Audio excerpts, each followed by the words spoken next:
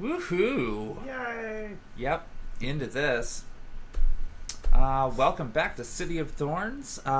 We have reached roughly our midpoint of the first season, and we decided to take a small break and collect ourselves, considering all of the trauma our characters have gone through in recent episodes. So today we're having a bit of a breakout session, and we're gonna take a trip down memory lane of everything that's happened so far, and everything that y'all have been thinking about with regards to your characters and the story, and we're going to do that for the first hour and a half. So this will be episode 13 if you're listening podcast style, and I can just edit this part out. Or, and then, no, not or, and after that, after we take our first break, we're going to rejoin our runners as they make their way to the court of the Sealy. In any event,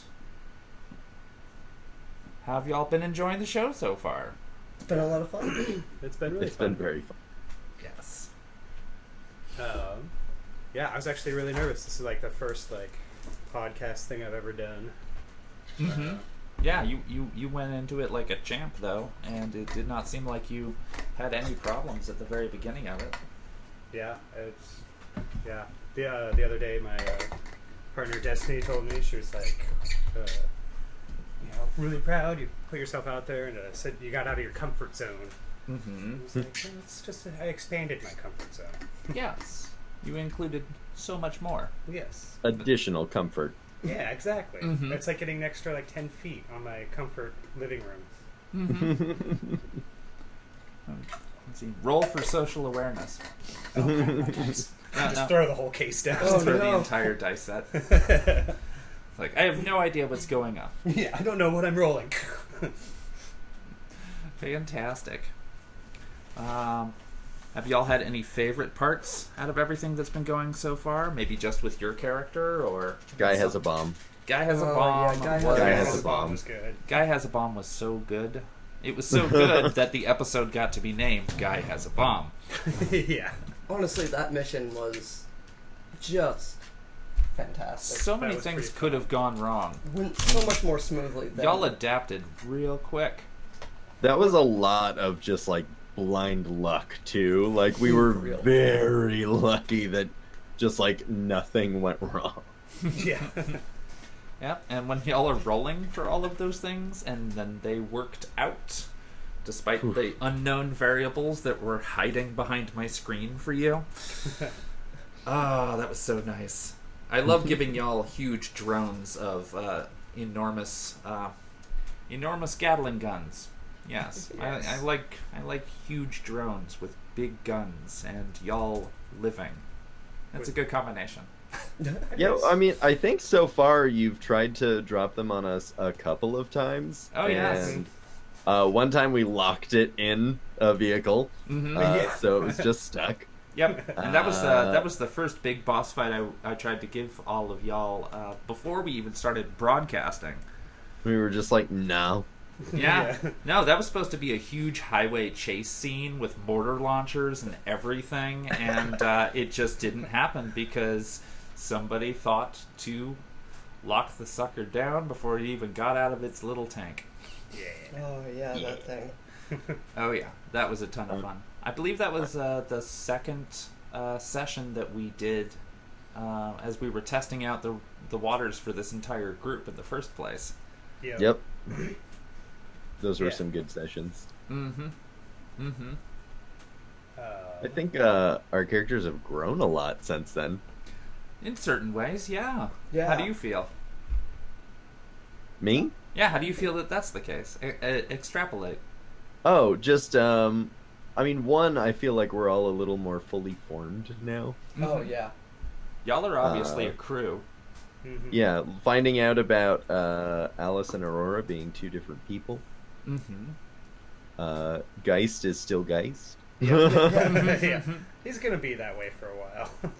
In some regards. Yeah. But I mean, we're like, seeing even more of Geist. We're seeing Yeah. the chaos side of Geist. We before we had just seen Geist kind of go stabby on a guy, but now we're really getting into that there's some depth. there's some depth to that entropy. Mm-hmm. Mhm.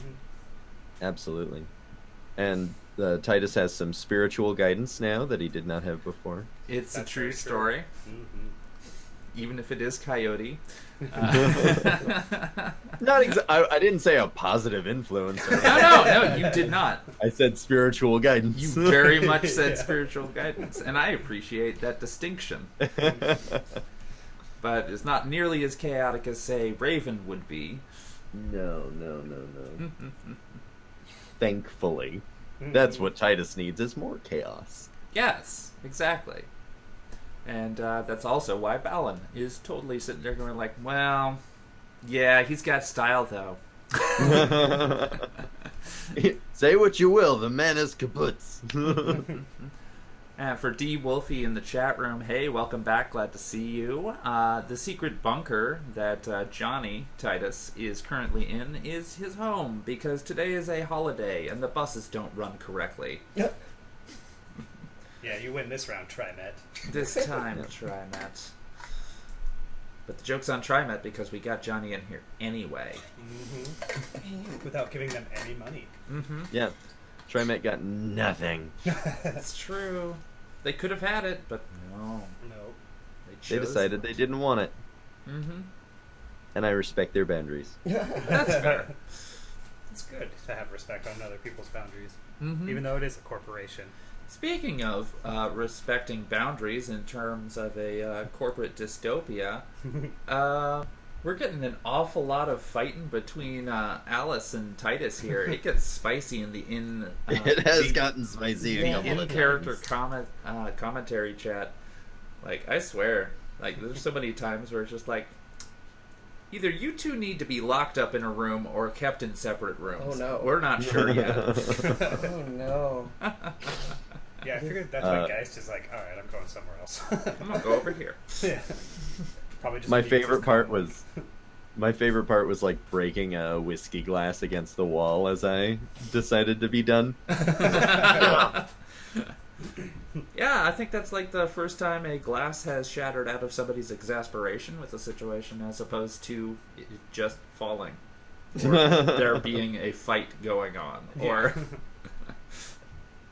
Yeah. Oh yeah, that fight in the stump really fucked us. Oh yes. yeah, Quite sure the shit fucking did. fight. I definitely at the end of that fight I was like, oh wow, we did real good, and now I'm like, man, I would do a lot differently there now. Yeah. You mean the first fight in the stump or the last sight of the stump? No, the fight with the gangers. Oh yeah. So yeah, our very first episode. Yeah. Yeah, a lot of those unforeseen repercussions came back to bite y'all on the ass. Yeah.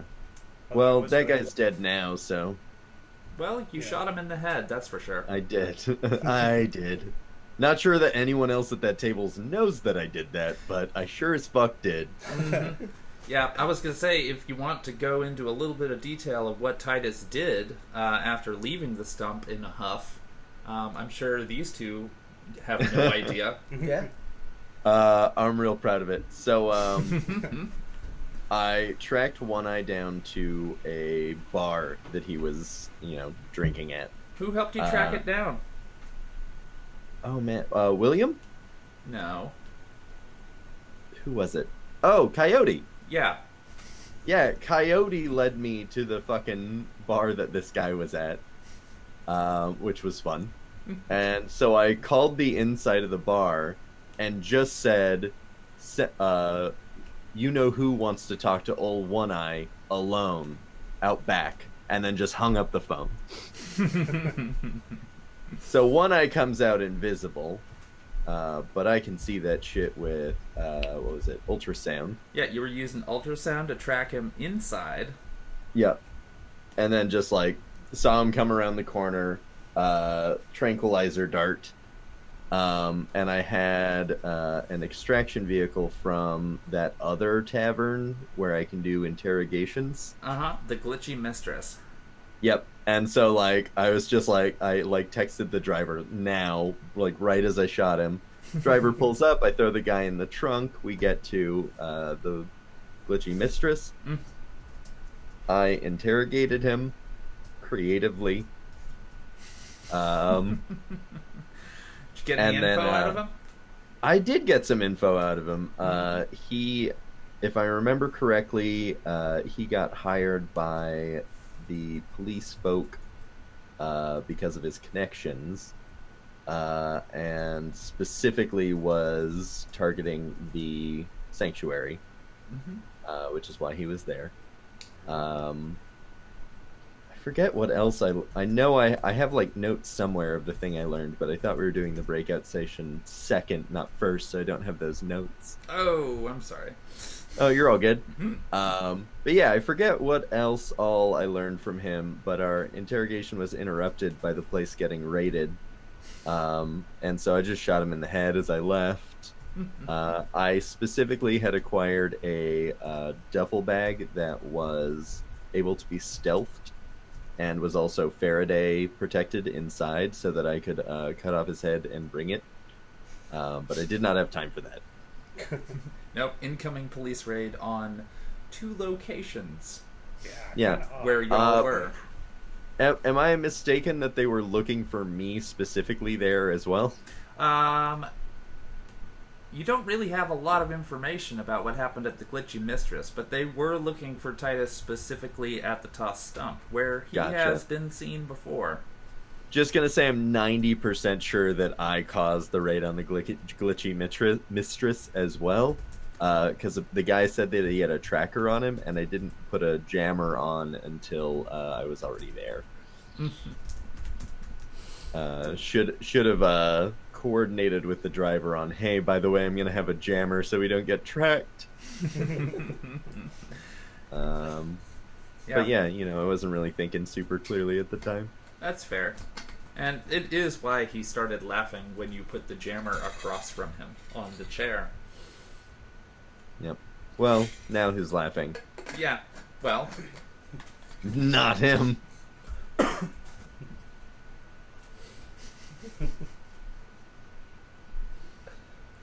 yeah, and that was about it. How'd you get out of there? Green oak door in the basement or sewer. Yeah. That curiously, like, you two just got like teleported when you touched the door, or you three rather, I guess, with Balin. Oh, yeah. But Coyote did not come with me, which was real strange. Mm-hmm. Is it more like Coyote doesn't like that area, or? No, I think Coyote was trying to like escape with me, even though I think Coyote's fine. Yeah. And I... what was it? Yeah, Coyote found it, found the glowy stuff and whatnot. It was like behind a false brick wall. And then the two of them tried to pick it open as best they could. And that's when he got the door treatment, as it were. And I believe Coyote's last word as Titus disappeared was, fuck. Yep. Aw. Well, fuck. Well, fuck. Yeah. And then it was pretty much Titus just found his way to the cottage. Yeah, so I had no combat on the way to the cottage. Mm-hmm. I just followed those kids and asked them a ton of questions. And they were super not helpful. And then I caught a look at my now natural eyes and steamworky arms in the mirror and flipped out and choked out our elf host friend. Which was fantastic. Yeah. It was kind That's of an great. appropriate response, though. What did you do? Yeah, so No, that's exactly really- what he said. That's exactly what he said. What the fuck did you do to Like, me? what the fuck did you do to me? and so like I want you to understand the context of I choked him out and then just stayed in his house. Well, you were offered beverages. Yeah, After you and so released like his when legs. you showed up and I had like my feet kicked up and I'm smoking my like 10th cigarette inside. Oh, gross. Like that was post I choked him the fuck out. Your post-choking cigarette. Oh, yes. Because you from know, Titus's perspective, he's been there for almost a day, and y'all just showed up like 15 minutes ago after he was gone for maybe 10 hours in Earth time. Right. Yeah, that's true. There is a. I really enjoy Titus being super suspicious of the food after drinking like weird fairy liquor for the last day. Yeah, for like a day so far. Like, not even considering that at all. Just like, no, but food. Yeah, it's fair. I mean, like, he invited y'all to dinner for a reason. And y'all have a vague inkling of what that reason may be thanks to the in-character chat, which is totally, totally bonkers, and I love it. Y'all have so many questions about this new world, and I'm all like, we gotta save it for the next episode. Gotta give the audience the opportunity to catch up. Yeah, I really am interested to learn more about the Comet faction. Really caught my eye. Yep.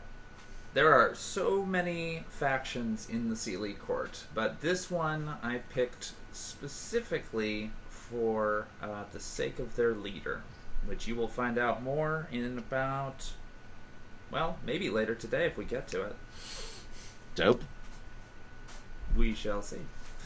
But yeah, Comet faction, and there are tons of other factions as well, all of which have their own influence upon the Sealy Court, all of which are acting under their own perspectives of what is right, and almost all of them are somewhat represented in a tarot card. Neat. Which is one of the reasons that Alice and Aurora were getting those little cards. And I gave y'all the exact dimensions of those cards. And it is the size of a tarot card. Even though they did not have any sort of tarot stuff, they simply had messages.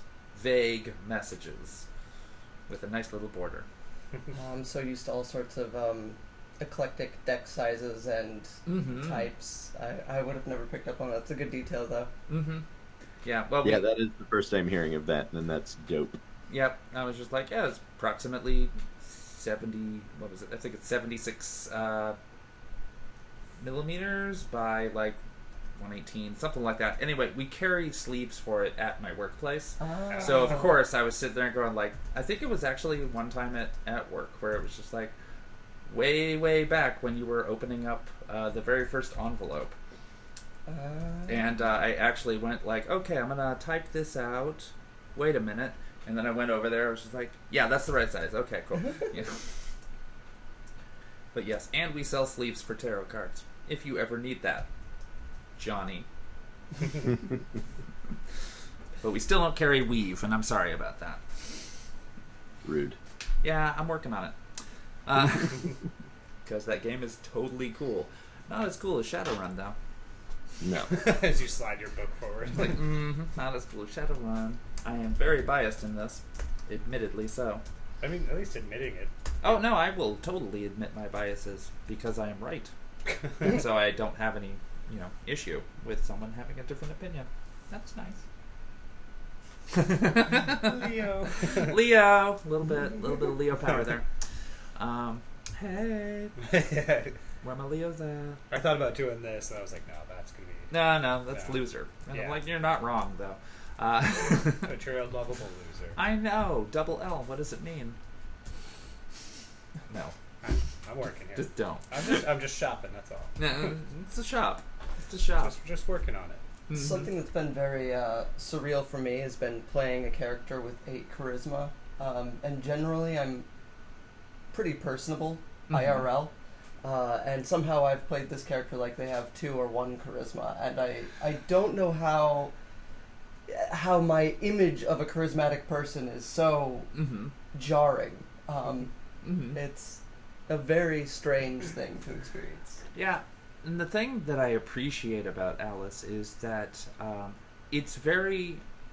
there are aspects to it that are incredibly charismatic, because Alice is very personable despite not being a flesh and blood person. Totally.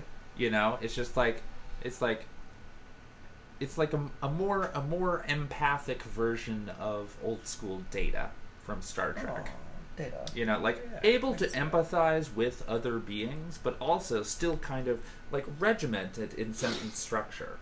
And it's just like Absolutely. there are rules to language usage, and I will be as direct as possible. However, I am also very understanding and a bit compassionate about all of y'all who live in this world. But you're still going to act as how you were raised, for lack of a better term. And so I've found Alice to be, for the most part, quite charismatic and all right. charming. Great. But there are those moments where Alice gets totally flustered, and that is Oh, probably yeah. where you are hitting those, like, am I rolling 2 on my charisma? What happened here? I really enjoy Alice. It's difficult for me to be mad at her all the time. Yeah, it's interesting how our characters are always at each other's throat, but that's like not at all how we are IRL. Totally. Like, Yeah, and that was one of my favorite parts, was the fact that the 3 of you didn't even know each other before we started this campaign. And I just have all of these friend circles, and I just kind of sat there and went like, you, and you. You'd probably get along and become friends over time. Sweet. Let's try this. And it turned out perfectly, and I was really, really pleased that it did, because all of y'all match pretty well for playing games together long term.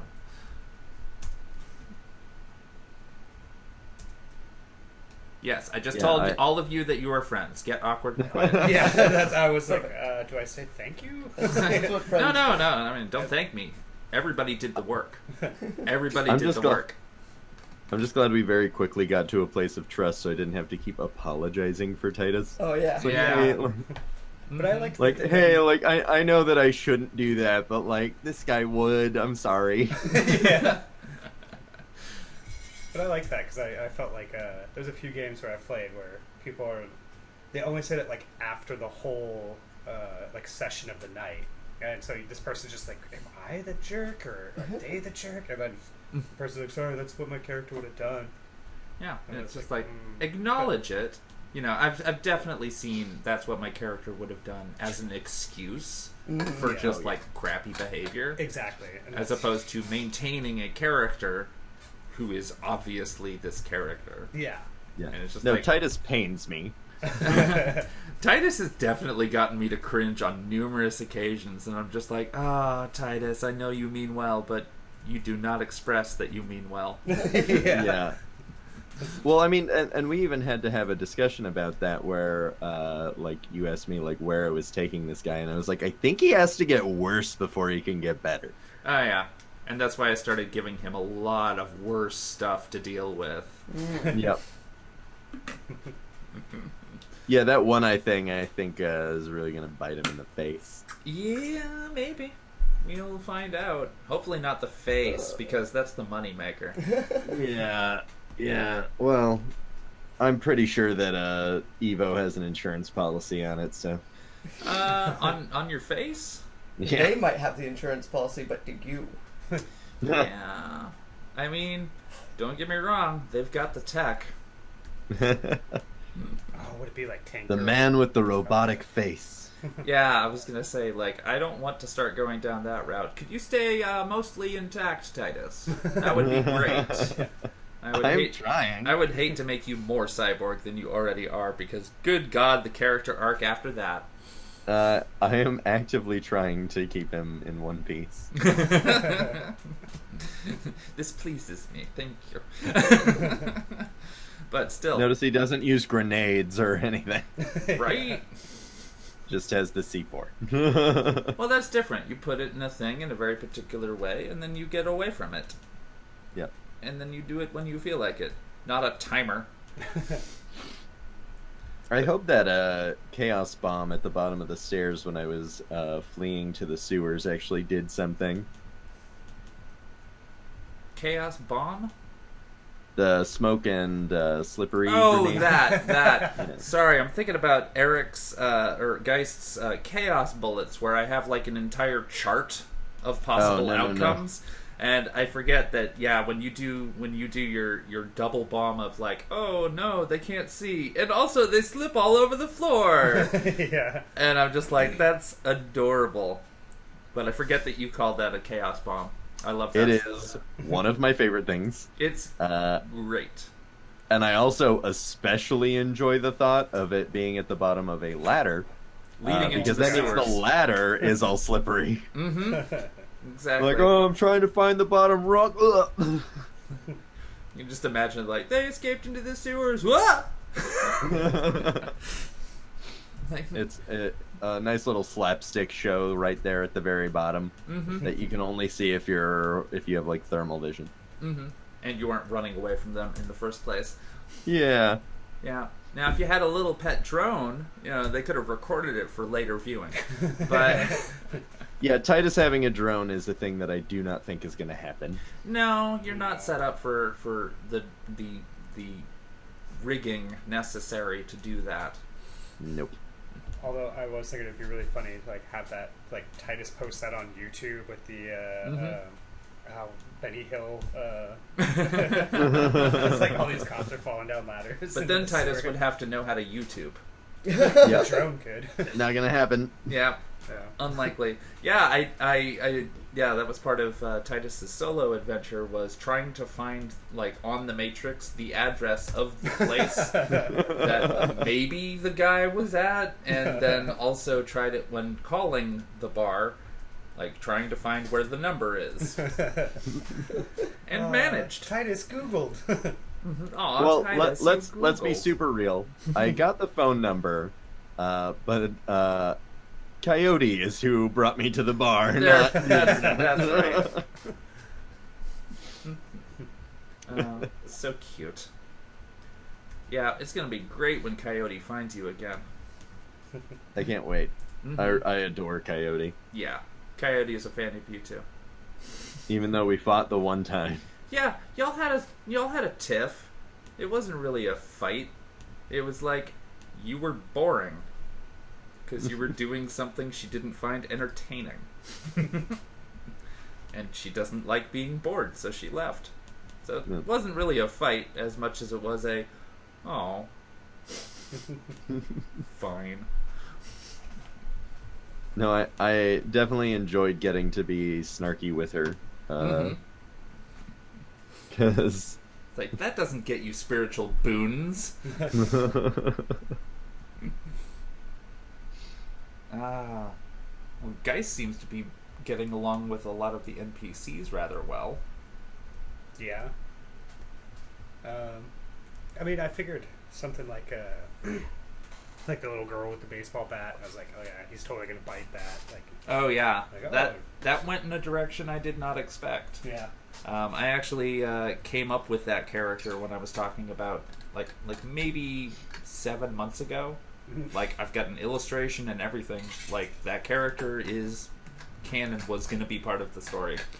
And but it's kind of weird because, like, y'all aren't entirely sure, like, what kind of world you're in at Yeah. this point, and yet here's a character who's obviously dressed with items from your world. Yeah. That is pretty trippy. Mm-hmm. But then I figured also. But that, also, baseball bat. Old yeah. school satyrs. They like to break shit. But I figured there was a way that Marin was getting the letters across, so I wouldn't be surprised if other things was coming from our realm into this realm. Mm-hmm. Yeah. Well, I mean, like, Marin can just open a damn door when he Oh yeah, yeah. feels like it. But I mean, That's so- how he got the letters there. Yeah, but then it's also like, other people could probably do that too, and they're just like, Mm-hmm. what is this wooden sword-shaped thing? Mhm. And just like, whoop, close the door. Yeah, I can completely. I mean, that was basically my justification for it, because ever since episode 1, when the Yellowstone calamity happened, like, that's canon in Shadowrun lore that it opens up the gateway to the land of the Fae. Ah. Because, like, beforehand it was invitation only, and now portals can pop up flipping anywhere. Although they seem to primarily be in or around the tier nations, of which one you live in. Yeah. So it's just like, yeah, I mean, like, any number of things could have just dropped through a portal. Yep. Like, maybe one of the little satyr kids was just like, oh, cool, it's a portal. I'm in a sporting goods shop. Weird. I haven't seen one of these before. This is strange. I'm gonna take that. This is mine now. This is Yeah. mine now, pretty much. Pretty much. Because, I mean, you know, they're teenagers and they don't have any rules. So, they do it. They also don't have any names, too. They do the thing. Well, they have names as far as I'm concerned. Well, yeah, I mean, But they don't even know that they have names because they haven't picked them yet. Yeah. I really like this inventing with Geist, I think. Inventing? Yeah. Like the alchemy and stuff. Oh, yeah. Well, yeah, when we were first developing like a little bit of a arc for Geist, it came down to like, I want to do magic, but I want to do hacking, and I want to do magic, and I want to do hacking, but what kind of magic? And I was just like, man, this is gonna be so much damn fun. Because yeah, so far I like the fact he hasn't taken a single like injury spell, like fireball or like acid splash or whatever. Yeah. Your spells are not very much for the damaging of others. They're more like altering the circumstances necessary for you to stab them. Yep, kind of. Or shoot them. Yep. And I'm like, that's nice, and it's very, considering your tendency towards alchemy in that regard, it's just like, okay, you're just slightly augmenting the circumstances in a beneficial way. It's really creative watching the ideas that Geist comes up with, and like, you'll throw them by me, and then I'll just be like, yeah, we can do that. All right, let's figure it out. Hold on. Like, we're right, gonna figure out how to do this. that. We're gonna start making up rules now. Yep. Which was kind of the intention from the very beginning. Yeah, because I feel like while I like their idea of a magic system in Shadowrun, it's very convoluted. Like, It is a so lot much of stuff. crunch, Yeah, and not everybody can handle all the crunch. Some people really like it. yeah. It's a very crunch-heavy game. And I'm still waiting for my. I special ordered 6th edition as well as the brand new GM screen and everything and the 9 yards at my store, and it still hasn't shown up. And I'm very, very impatient because it's so close. Yeah. Yeah, because I mean, that's what he dropped, right? Yeah. It dropped about 2 weeks ago. Yeah. And so I'm like, alright, I'm waiting. yeah. But it's also a very heavy game season right now. A lot of new things are dropping. And so yeah. it's just like, I'm sure it's just really, really busy at the distribution node. And stuff will show up when it shows up. Fair. Oh. So, I want to go back to Alice for a second, because Alice just dropped the reveal. Like, essentially came out to your runner coworkers as not being Aurora. Yeah. And I've been waiting for that for a long fucking time. It was finally relevant to her main goal, which is protecting Aurora. Up until that point, anyone knowing that she was separate would actually put her in danger. And once she was found by the Violet One, as, the representative in the mansion? the representative in the mansion who was working for the Violet One. Exactly.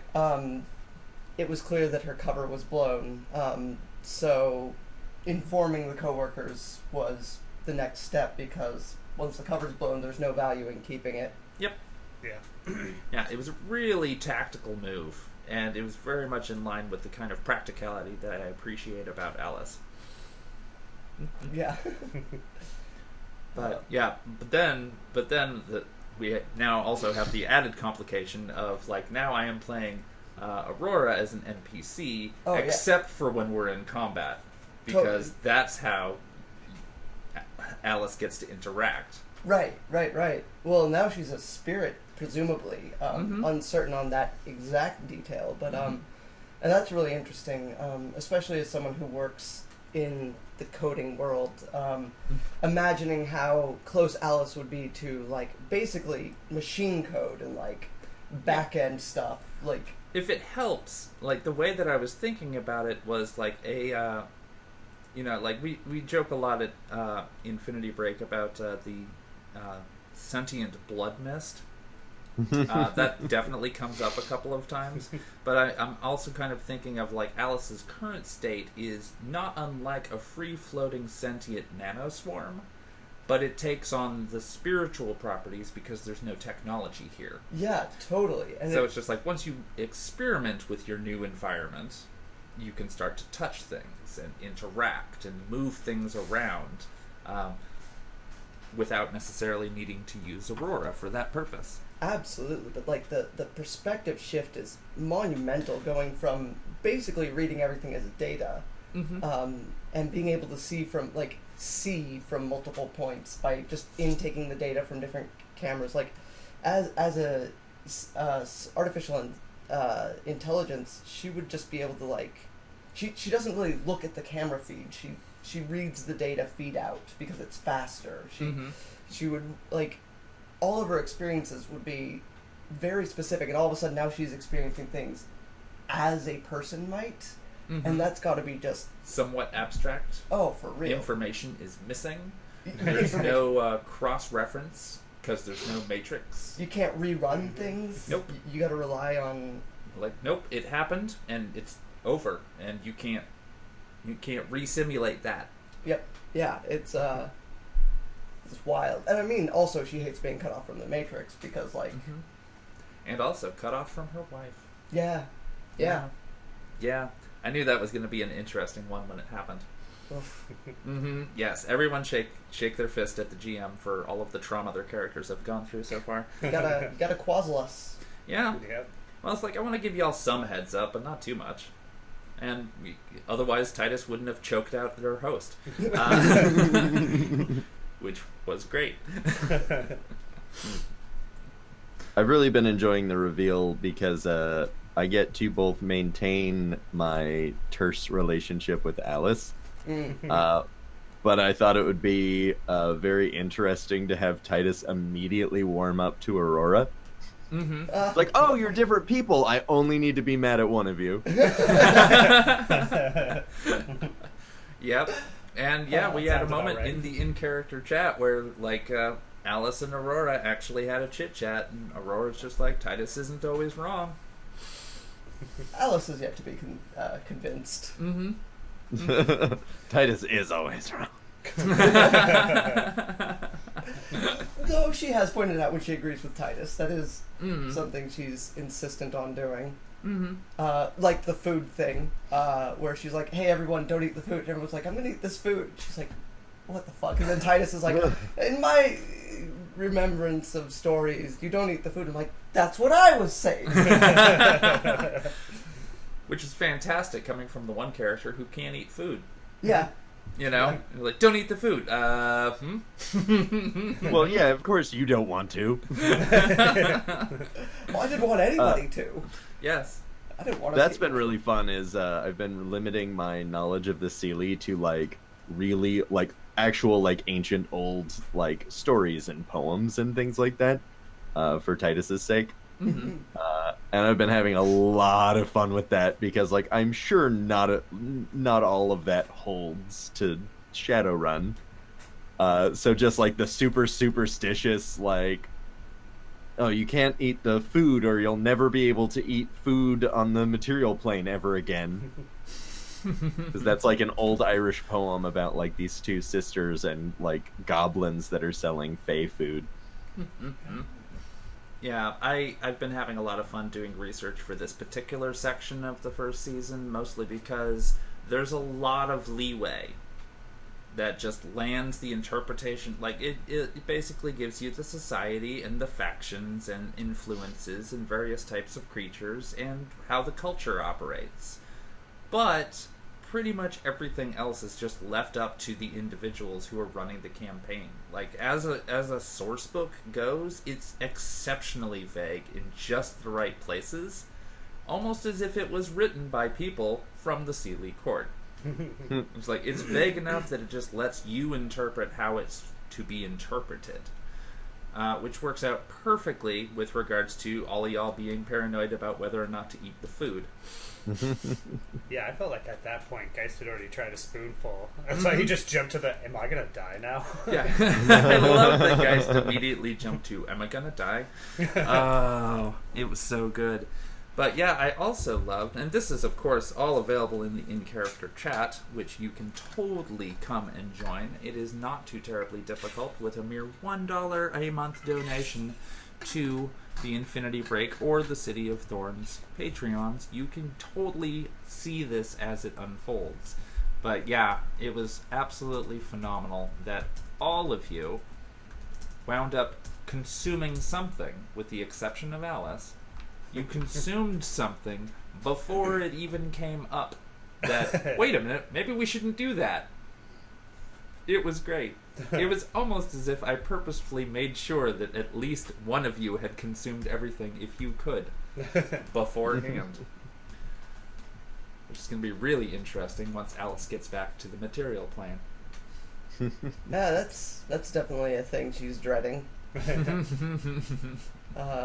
Basically imagine that child from the dentist's office, that old meme of, is this forever? Oh yeah. No. Is this reality now?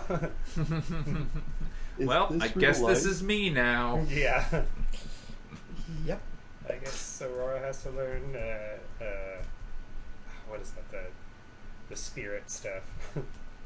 Mm-hmm. That made like immediate sense to me too, when like Alice presented as a spirit to me for the first time. I was just like, oh, the ghost in the machine.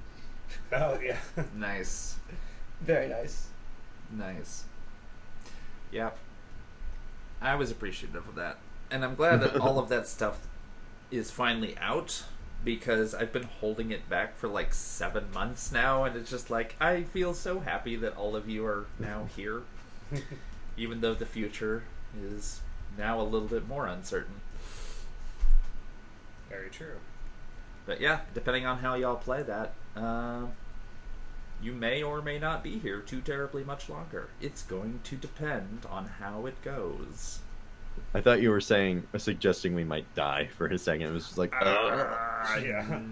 Like, Not planning on it. I boy. mean, you know, Ben totally said that we could have a season 2, and I took him at his word.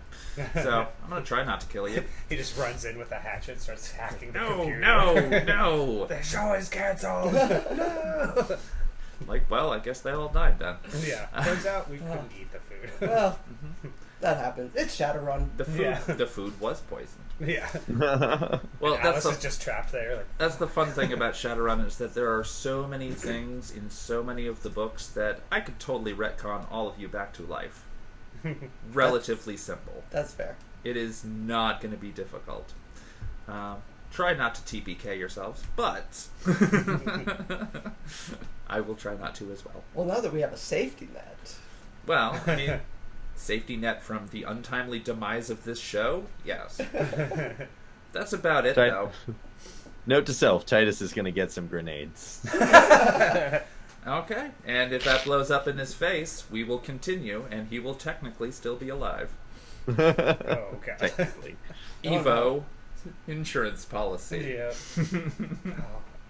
If Titus does blow up his face, can it be like Tank Girl, where he gets the like 3D A cyber face? the fake head that he puts his hand You through see, his neck? I'm gonna have to get really creative with that, because that's a brain too. Like, he's still got his flesh and blood Oh, yeah. brain. I mean, I figured they put the brain probably like in his chest or whatever.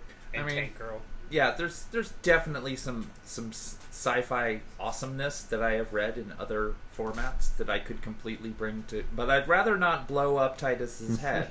I'm just saying. Well, I would if also it happens. rather not blow up Titus, but also, while I appreciate Tank Girl references, I think I would just as soon switch to the Huntress. Fair.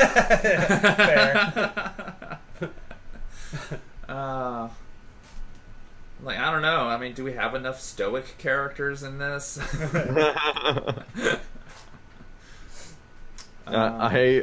If the Huntress and Geist are ever in the same room, they have to have a staring contest. Oh no. Oh, they must. And well, not only that, I also picture like they'll be like casting the same spells on each other. Like, what the hell? Well, yeah, I was gonna say, I only had a passing familiarity. We did a one-off all those months ago, and I don't remember what was in the Huntress's spell list. Not a whole lot. Invisibility, and the control thing. And then the rest of it was a bunch of adept shit that was just passive buffs. Nice. Yeah, because it was those two main ones. I was like, what? Like, that's what Geist has. Yeah, no, I mean, I saw Geist use them and was like, well, that seems really useful. Yeah. Which was my inspiration to take them. Yeah. But also, like, she's the huntress. Of course, like, invisibility. Oh, And yeah. then the crowd control thing is just, like, just fun. Yeah. Yeah. Makes some gangers beat themselves up. Yeah. Yep. And that was hilarious. That was. And we're probably gonna get some one-offs sometime in the future, and Yeah. we'll see the inevitable return of the Huntress, and maybe Jacques, the gnome, the 6-armed gnome. Oh my gosh. yeah, gnome rigger with a gigantic, like feline, like drone war machine, like Yeah. siege machine. Yeah, with the two giant cannons on the with- side. Kitty tank. Yeah. It was Kitty tank. It was gorgeous. You described it so cool. But I also like that he always hid from the combat. He's just like, ah! He's like, oh no, I will be over here controlling my drone. yeah, like he climbed in the freezer and was like stood Duh. on the other side of the glass and was just like, get the drones. do the thing. I mean, that's why else would you hang out with the, or not why else, but like when you have the huntress around, just like, yeah, I'll just stay back. It's cool. Yeah. Yeah, she's got it. Oh, they have guns? Okay, I'm gonna close the door. I'm just gonna look through my machines. I'll be here later. Yeah. Don't worry, I got your Bye. back. Well, I don't physically have your back, but they do. I point to the drones. Yeah, we're gonna have to get some more one-offs because a lot of people are getting more interested in Shadowrun recently. Weird. It's almost as if they have a show to watch now, which is fantastic. And I'm looking forward to the new soundtrack that is being worked on and developed. Yes. I've been As listening am to I. it pretty nonstop for almost 2 weeks now, and had a small meeting with the guy who made all of it, and it sounds like he's got a lot more for me to pick through. He was just like, oh yeah, I've got like over 80 things, like if you like those 12, and I was like, you got more of this stuff that I've been listening to for 2 weeks straight? Okay, gimme. So we're gonna start sampling some of that as the situation unfolds itself. It's very, very good atmospheric in some places and very good dramatic in some places. So I'm gonna have a lot of fun with the audio editing from now on. Anything else? Any other fond memories you wish to recount for our viewers? I really liked triggering the node of the Razor Ganger. In the very first episode? Yeah, everyone was like, "It's a bomb! What are you gonna do?" Oh yeah, that I was like, "Well, exciting. we'll find out." Well, let's find out. Triggers a sword. Instigates an entire fight. Yeah. I loved when me and Alice were fighting and just like the adamancy of like, there was a guy with a sword, like, of course we would fight back. Like, that guy brought out swords. Like, that was the initiation of this entire thing, not us. Yeah. Yeah. We But- did not do anything. Yeah. But we all know that Geist. Yeah, but it Yeah, was that's why definitely Geist wasn't saying anything. 100% He's just for kinda like, sure, Geist. And I mean, like, those gangers were definitely cardboard world to our Superman. Like, Oh yeah, we, they didn't stand a fucking like, chance. they might have started a fight, but like, you don't go to a playground and like punch a 3-year-old because they told you that like you look funny. Wait, you don't? You know what? Stop telling me what to do. Yeah, exactly. Hey, live your life. Live, laugh, love. Live your best Fight, life. laugh, If you need to punch a punch 3-year-old, then Yeah. just to show you something about Just to assert yourself. dominancy. I'm just saying, Live, Laugh, Punch 3-year-olds would have been a better movie. Agreed. Yeah, I would imagine that being an interesting comedy. I've never seen it, but I take your word. I'll take your word on that. Oh wait, was it that movie? Never mind. I don't want to talk about that movie. I want to talk about violence in the future. Yay. Yay. Wait. Good violence in the future. Good violence? Bad violence? That's up to you. Well, I mean, I was thinking,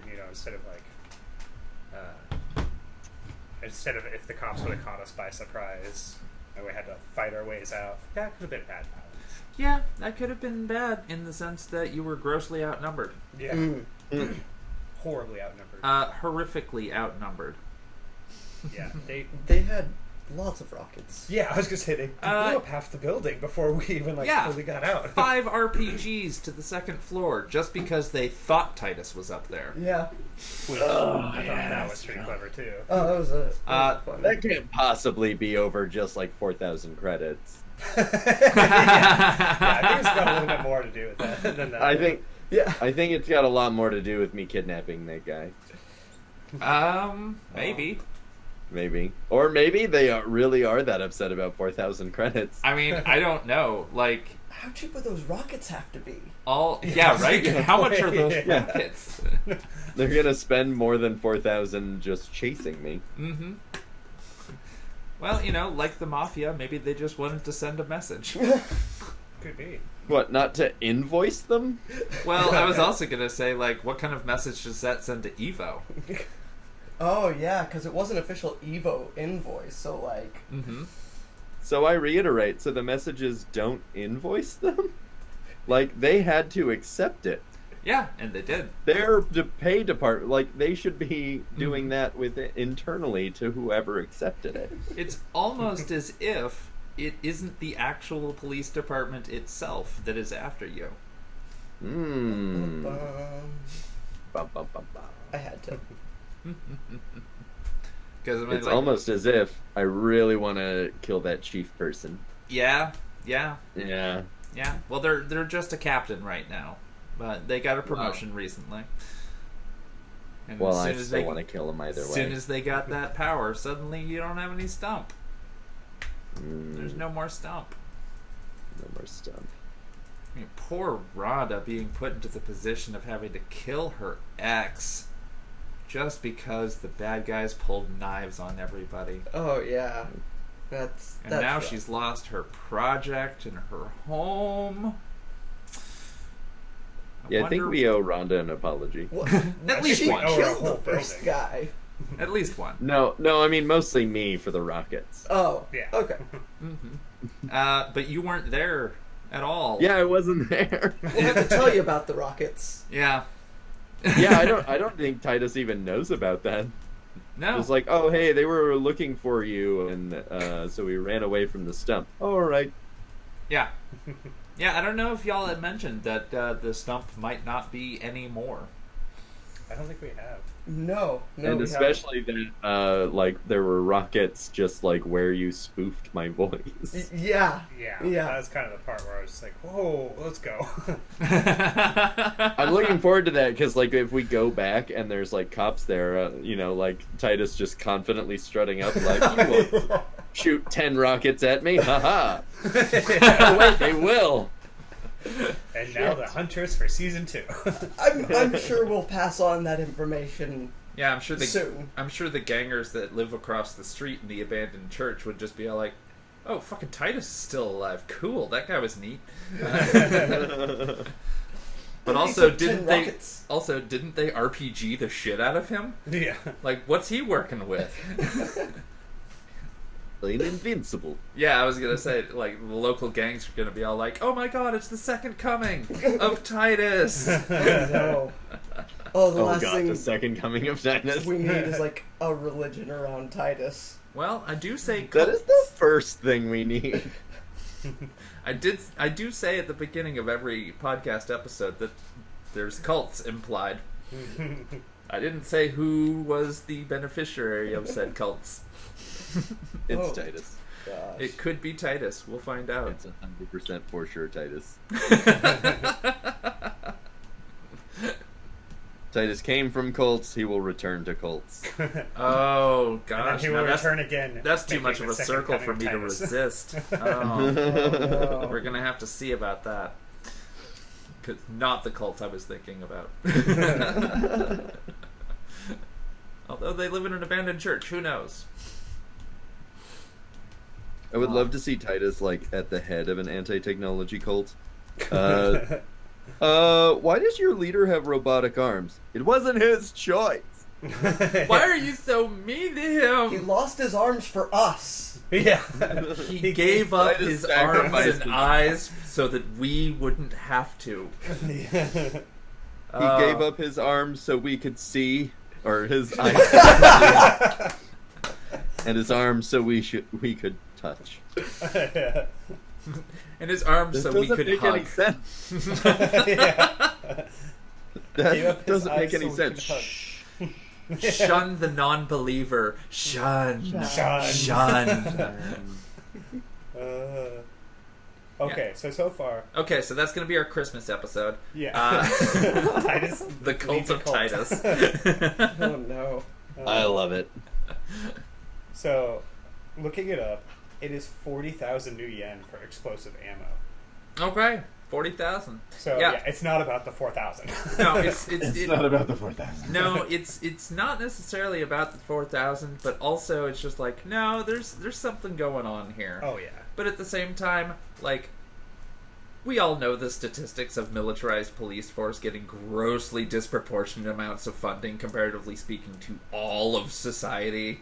Oh yeah, and all the ex-military stuff. I mean, Oh, Exactly. So, like, Not to mention the soldiers too. they got it on discount. They got it on discount using taxpayer funds. They will use it as indiscriminately as they fucking want to, Yeah. because that's what they do. Back to what launched this. Fuck cops. Oh. Yeah, I mean, and it's taking place in Portland, and we all know how the cops are in Portland. So it's just like, yeah, give them an RPG, they'll find a reason to use it. Very true. Give somebody a hammer, they'll see nails everywhere. Oh, fantastic. Yeah, it's been a wild fucking ride. I've been It has. enjoying it. Mm-hmm. And where do y'all think it's gonna go next? We're all gonna die. You're all gonna die. This is true. This is true. Everyone dies. Buildings crumble, everyone dies. I've got this rose for a reason, so Mm-hmm. that It's a very pretty rose. Aurora's got the rose. Yep. Yes, technically. Technically. But, you know, she faithful to you. Oh, and my car. Oh yeah, the My- protagonist. Oh damn no! car. Yep. Yep. Oh, that that was brutal. Yeah. really pretty mini bar was. Oh, And I'm honestly, going to miss that book. honestly, I don't know if I made it perfectly clear. I will have to revisit that episode, but the untimely demise of your excellent vehicle, the protagonist, was simply to get everybody's attention. oh, Yeah, that's Simply that's to about right. make sure that Oh the my- people inside of the stump were paying attention. for fuck. I love the idea that we could go back and the van will be there because they were like, oh no, that's not nice enough. No one will care about that.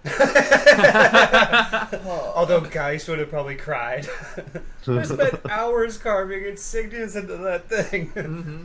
Well, to say nothing of your lodge in the sewers. that was destroyed too. Yeah, you worked pretty fucking hard on that.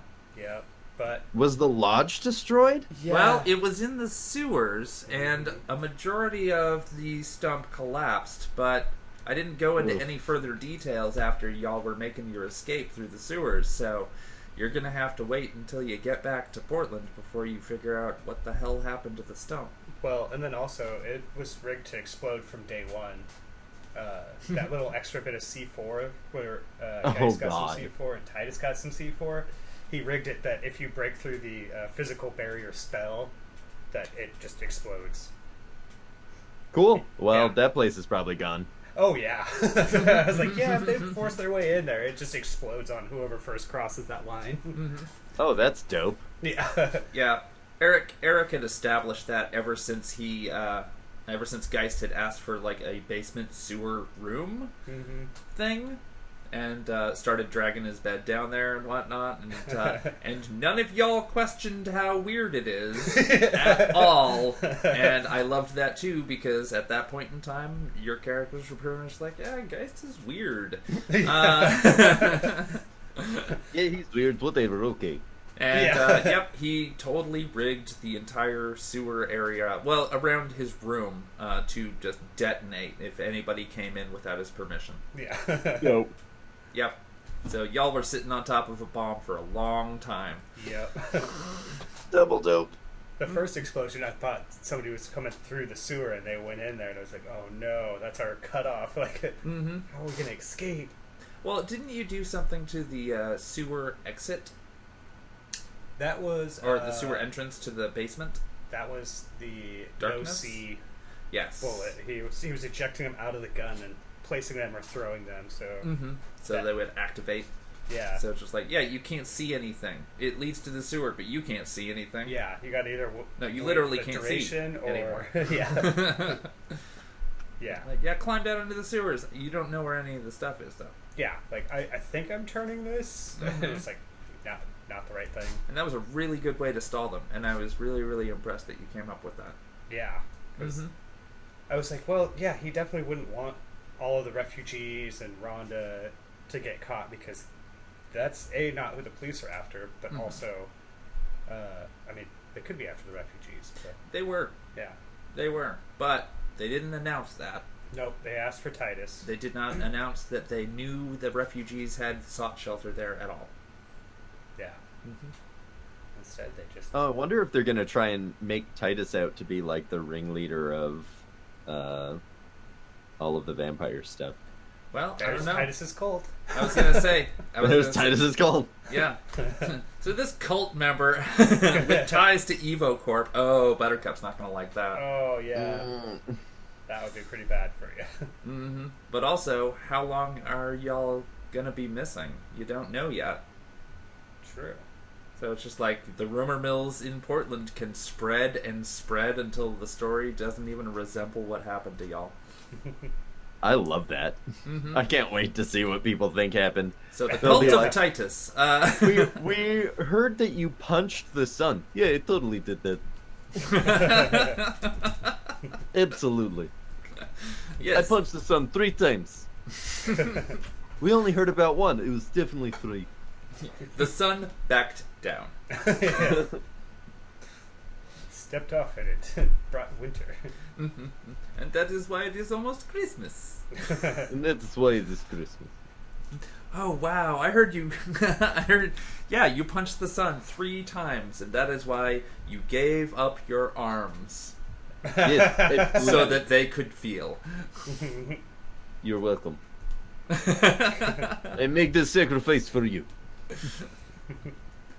Well, I think we can kind of wrap up our little breakout session here. Take a small break, and then rejoin our runners. What do y'all think? Sounds great. Yeah, let's Feel do like it. you're ready to get back into the swing of things after a little bit? Yeah. I am so ready. Oh, yes. Well, then let's go ahead and do exactly that. Hackett, if you would get ready to hit the pause. But until then, we're going to be... Johnny, since you are remote, it's even kind of interesting. Like, what do you say, 10 minutes? Refresh Yep. yourself, get a glass of water and whatnot. Sounds good. And, yeah. Sounds great. We'll take care of business on our end and meet back up in about 10 minutes. All right, Alright. let's do it. Score. Later, y'all. Bye. Bye.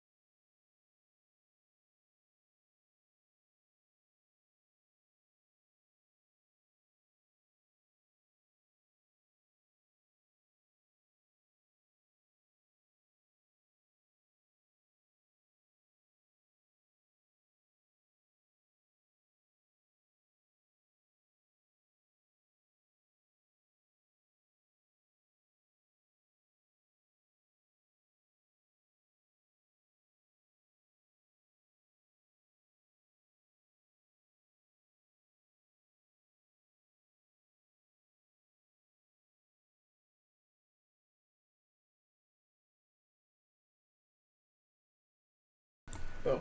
Yeah. And back once again, rejoining our runners who have found themselves in the Sealy Court. When they last were together, they were separated and both succumbed to military police raids at various areas and were seemingly rescued by a glowing green oak door in the sewers of two different parts of Portland. And in the in-character chat this last go-round, they found their way one by one to a cottage in a wooded area. Alice and Miss Ballin and Geist all encountered Pudgewuckies as part of their adventures there. Vicious little creatures that are very, very angry for some reason. Who knows? But they looked adorable.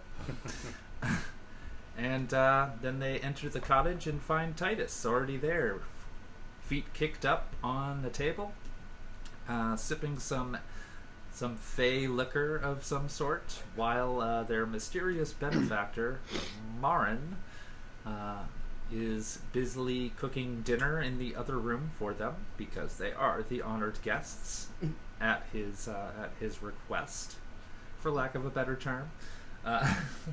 Not much of a choice, but you know, an invitation was given all the same. And yes, so they gathered together for dinner and began to examine their circumstances and one by one questioning their host for more information about where they are. And some of that information was given. There is a meeting in the Queen's Court that they are to head to, and they are going to be going with Marin to the court to discuss the newly opened gateway that allows the megacorporations of the Sixth World to take note of the Sealy Court and begin to devise ways of exploiting it for their own profits. And you are all gathered around the table, and food has been had. And feel free to rehash anything that was said in in-character chat if you think it will add to the flavor of today's session. That being said, Marin is at the head of the table and is just pleasantly gazing at all of you.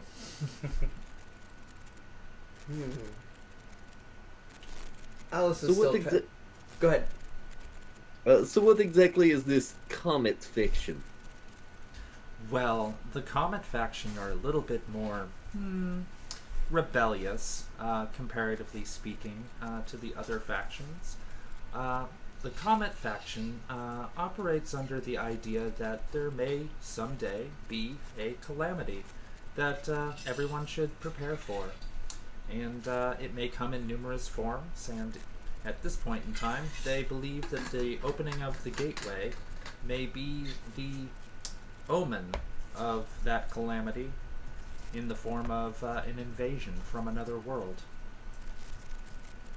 So this that is happening right now. Essentially, yes. While it remains to be seen if this is going to instigate a calamity, I tend to hover on the side of optimism in most things, but we shall see. Their arguments seem to not be completely unfounded, considering what Listen, happened. I know humanity pretty well. It's going to be a calamity. Well, that is good. Then it seems that I was right to bring you as a point of reference. There's a chance we can head off the floodgates. Alice says, still transfixed on Aurora. Mm-hmm. Yes. And Aurora is looking up at Alice with a degree of, not scrutiny, but confusion and appreciation for your presence. So, once we're all done eating dinner and whatnot, we can get started on the road to the Queen's Court. You said there would be something of a crash course in Fey etiquette? Yes, once we're ready to get going. There are rules in place in the main court, and it would be very wise to follow them so that we can keep you out of trouble long enough to get you back home. What will happen to us when we return home? You will go back home. That is the extent of my knowledge on the subject. Granted, things are different in this world to the next, but I like to think of your Earth as being kind of a next door neighbor to the Sealy Court. We've always been relatively nearby.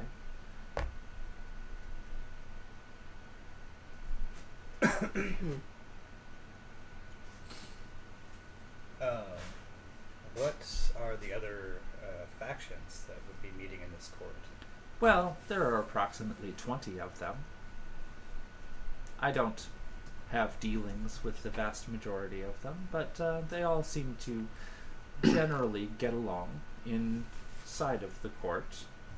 They all have different ways of going about things, some more nefarious than others, but yes, all of them enjoy the hospitality, and the diplomacy is what they share while in the Queen's presence. So, one of the first things that you'll want to be most aware of is when we get to the Queen's Court, it would not be wise to have very much in the way of flashy weaponry on your person. But do not be afraid of not having access to them, as I have secured a trunk that will be magically sealed so that only one of you three can access it. The thing is that weapons are not allowed there because it is an insult to the Queen, in the sense that, on one hand, if you need your weapons to defend yourself, that means you have no faith in her guards. On the other hand, if you insist on keeping your weapons as a self-defense measure, it will be interpreted by the guards as a potential assassination threat. This is taken very seriously. And it's also a point of contention that politeness in the Queen's presence is greatly appreciated, as we have a distinct appreciation for the multiple nuances of language that can be used. And even something meant in jest can be taken as a dire insult to one of the groups from one of the factions. Are we considered a faction? You are not considered a faction at this point. You are just my guests. Are I you myself am not part of a faction either. However, I do dealings with them from time to time, depending upon whether or not our needs coincide with each other. Something of an ambassador, then? That implies a degree of distinction within the eyes of the court that I myself have not personally cared to achieve. I find it better to work outside the court. Perhaps a consultant would be a better term. Noted. And why exactly would this court trust a consultant to bring 3 outsiders in that are meant to be trusted? Well, the 3 of you have a perspective that the court has not cared to take into account.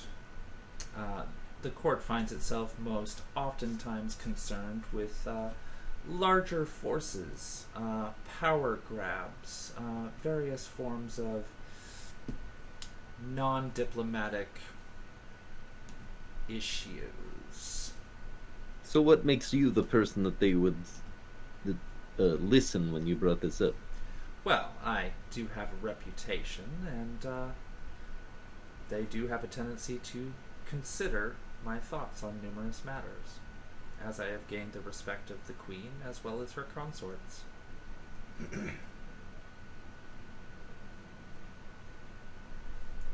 Well, we all have something to say. Is there anything else to keep in mind besides no weapons and general politeness?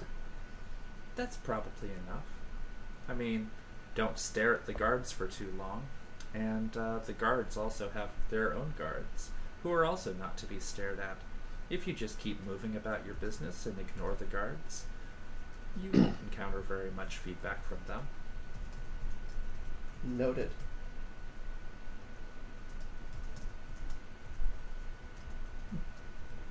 Is there anything else before we get moving? Have you had enough to eat? Titus pushes his bowl forward. I imagine guys just going to town on this bowl. He's like, oh, mom. Oh, well, I guess I better finish all this. Yeah, grabs Titus's bowl. Well, if I'm already gonna die. Yeah, exactly. Might as well just make it tasty while I'm gonna die. And is it good? Does guys enjoy it?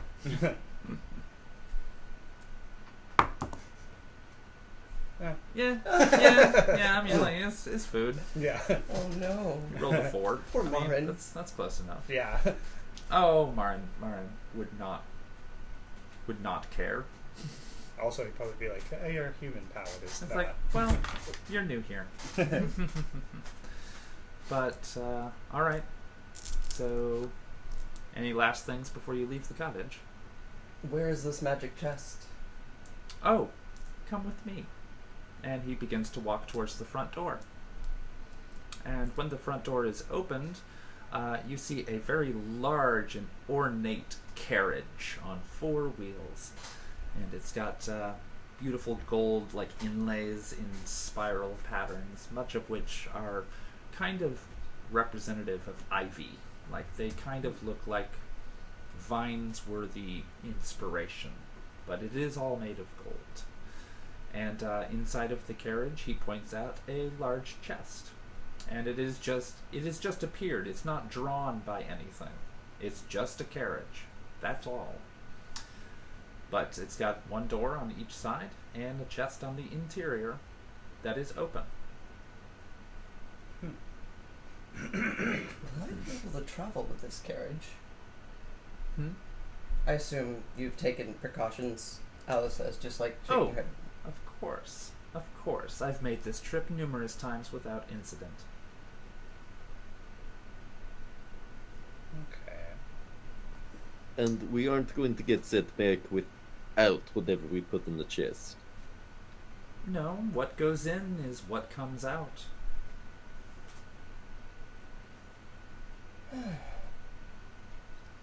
Well, Are you ready? Yes. You said one of us will need to be able to open the chest?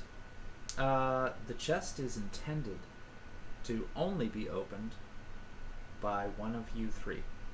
Oh, I see. I understand. Mm-hmm. do we designate the person to open the chest? I think any of us 3. Yeah. Ah.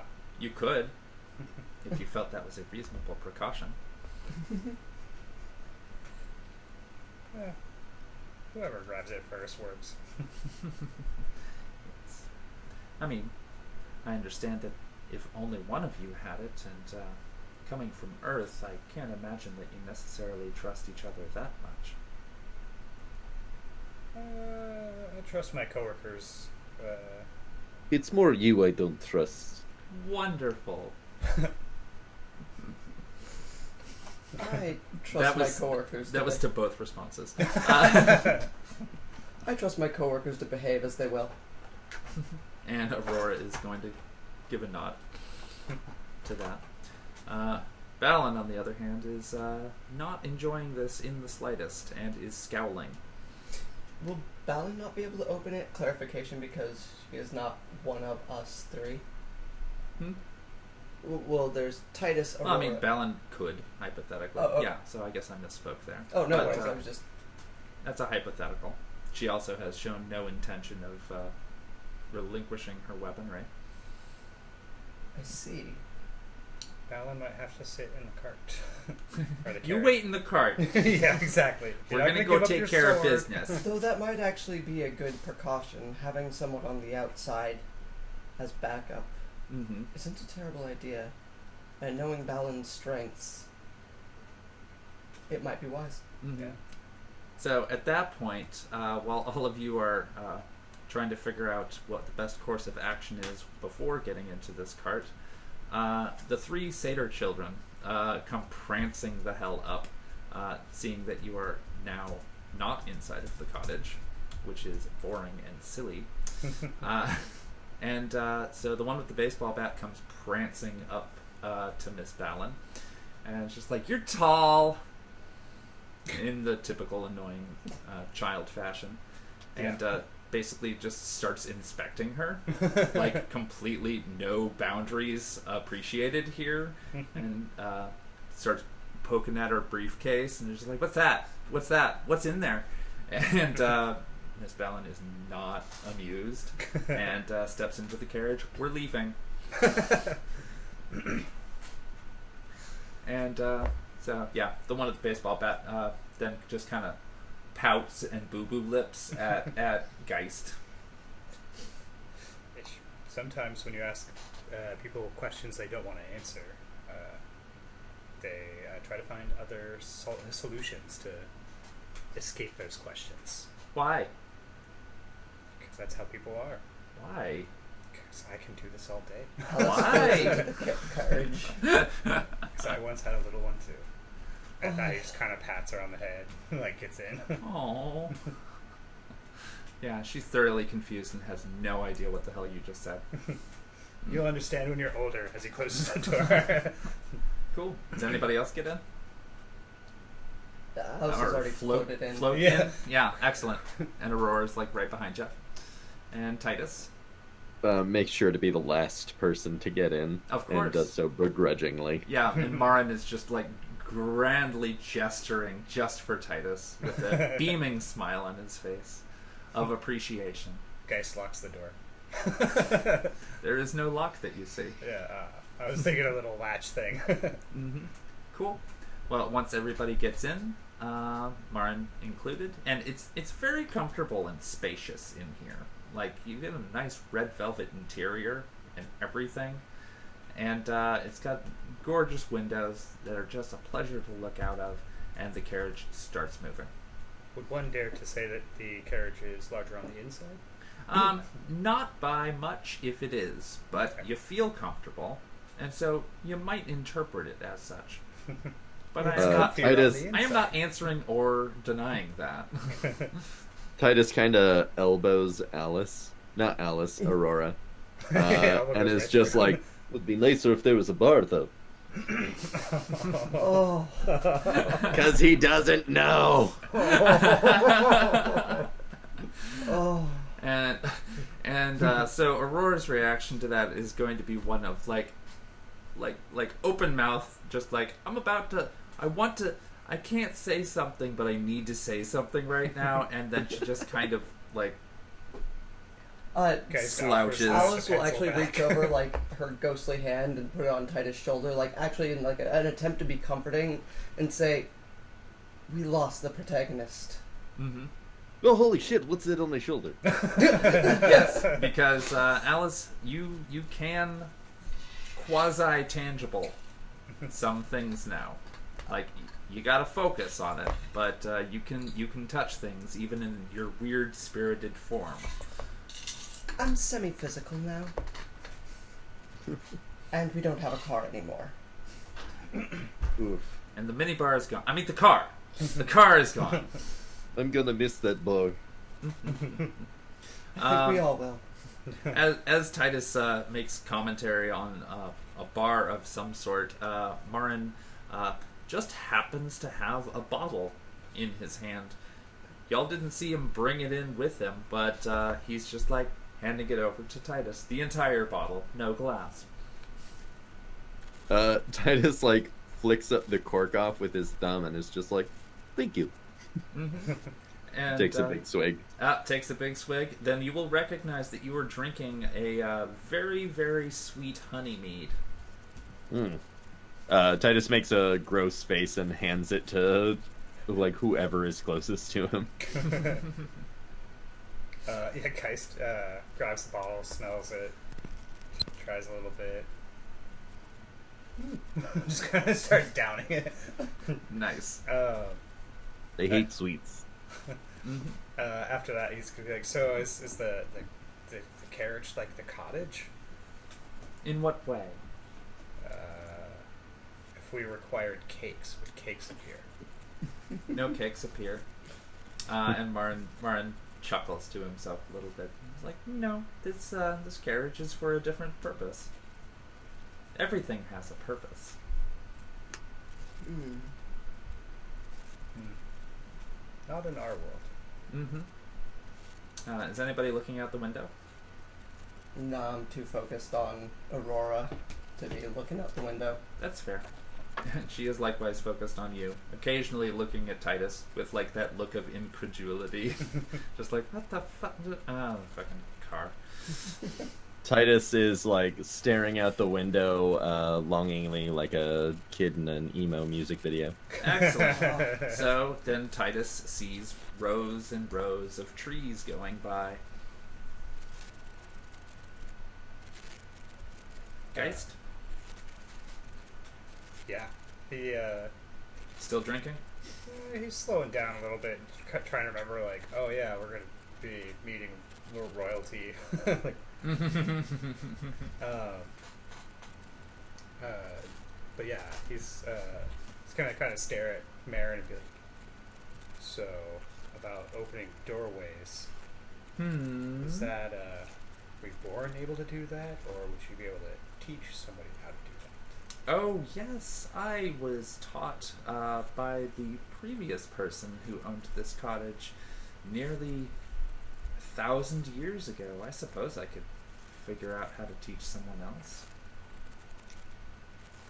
Takes a big swig. Can it be me? Out of curiosity, I know the Fey realm has been estranged from your world for a while.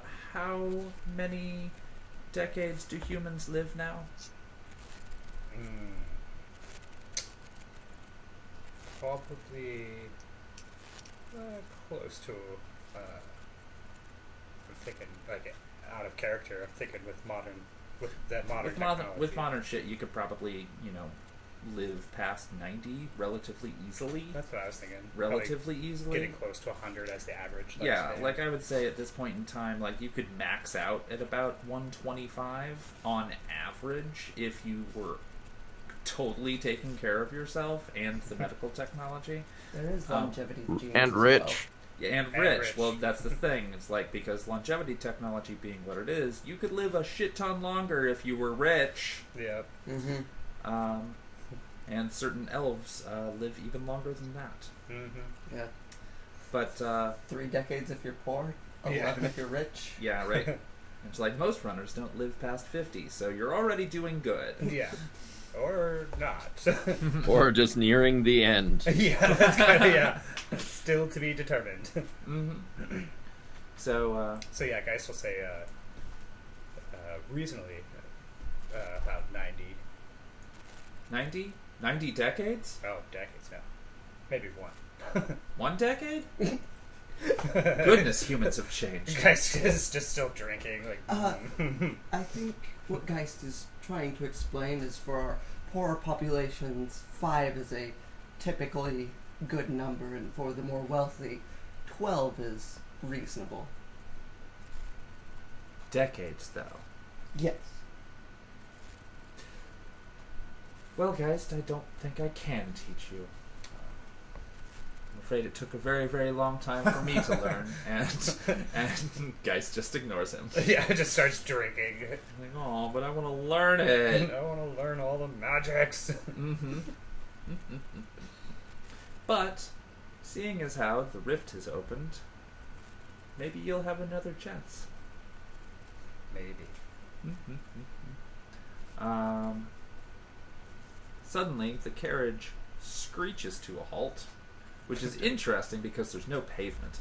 It does like, And it just That is a weird sound for ground to me. And everybody just lurches forward as the suddenness of it. And Marin just excitedly claps his hands and opens the door and steps out. Where'd the mead go? Oh, it's all on the floor now. And he announces into the Yeah. carriage, "We have arrived." Gex pulls out his knife, kisses it, puts it in the chest, and pulls out his gun, empties it, pulls out the. He just kind of like is sitting there and disarming himself one weapon at a time. Mm-hmm. Safe to assume Alice does the same, or Aurora does the same. Mm-hmm. Mm-hmm. And Titus. Titus puts his revolver in the chest, puts the rifle in the chest, kind of looks around, and then reaches into his boot and puts like the little like backup gun into the chest. Mm-hmm. Okay, so that's one pistol, one sniper rifle, and one tiny gun that you had concealed elsewhere. Yep. His like childhood gun that Yes. he keeps in his boot. Okay. You But said not before that I kindness? should treat. So kindness, the revolver is in there. Oh, okay, good. But you were just about to say what I thought you were about to say. Yeah. So you said before that it would be better if I treated Whisper like it was just part of me. Yep. Do I need to disarm that, or do I need to just? Are you keep asking me if my you arm? need to disarm your arm? Ha! I was Yeah. hoping you would go there. You can make a Do I- choice on that matter. Because nobody can see it if it's inside of your arm. Yeah, I'm just gonna treat it like it's part of myself. That sounds like a good idea. Miss Ballin disposes of her sword into and continues carrying her briefcase.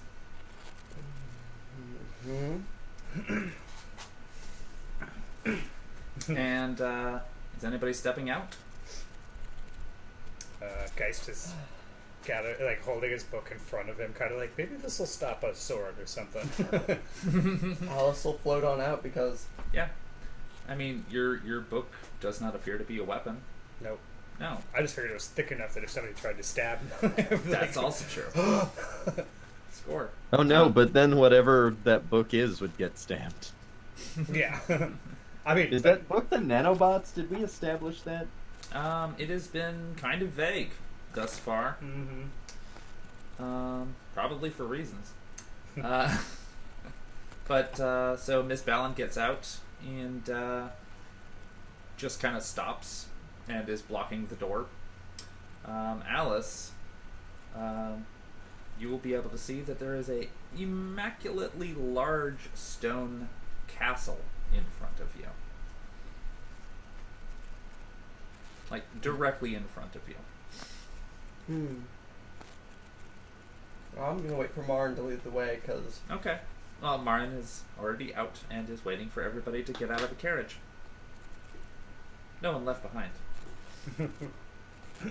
is Balin still blocking the door out of the carriage? Yeah, and she kind of collects herself and gets out of the way. Because y'all have been traveling for mere minutes. Yeah. Yeah, I guess Geist is gonna step out. Cool. You see an immaculate castle in front of you. Once again, Titus makes sure to be the last one.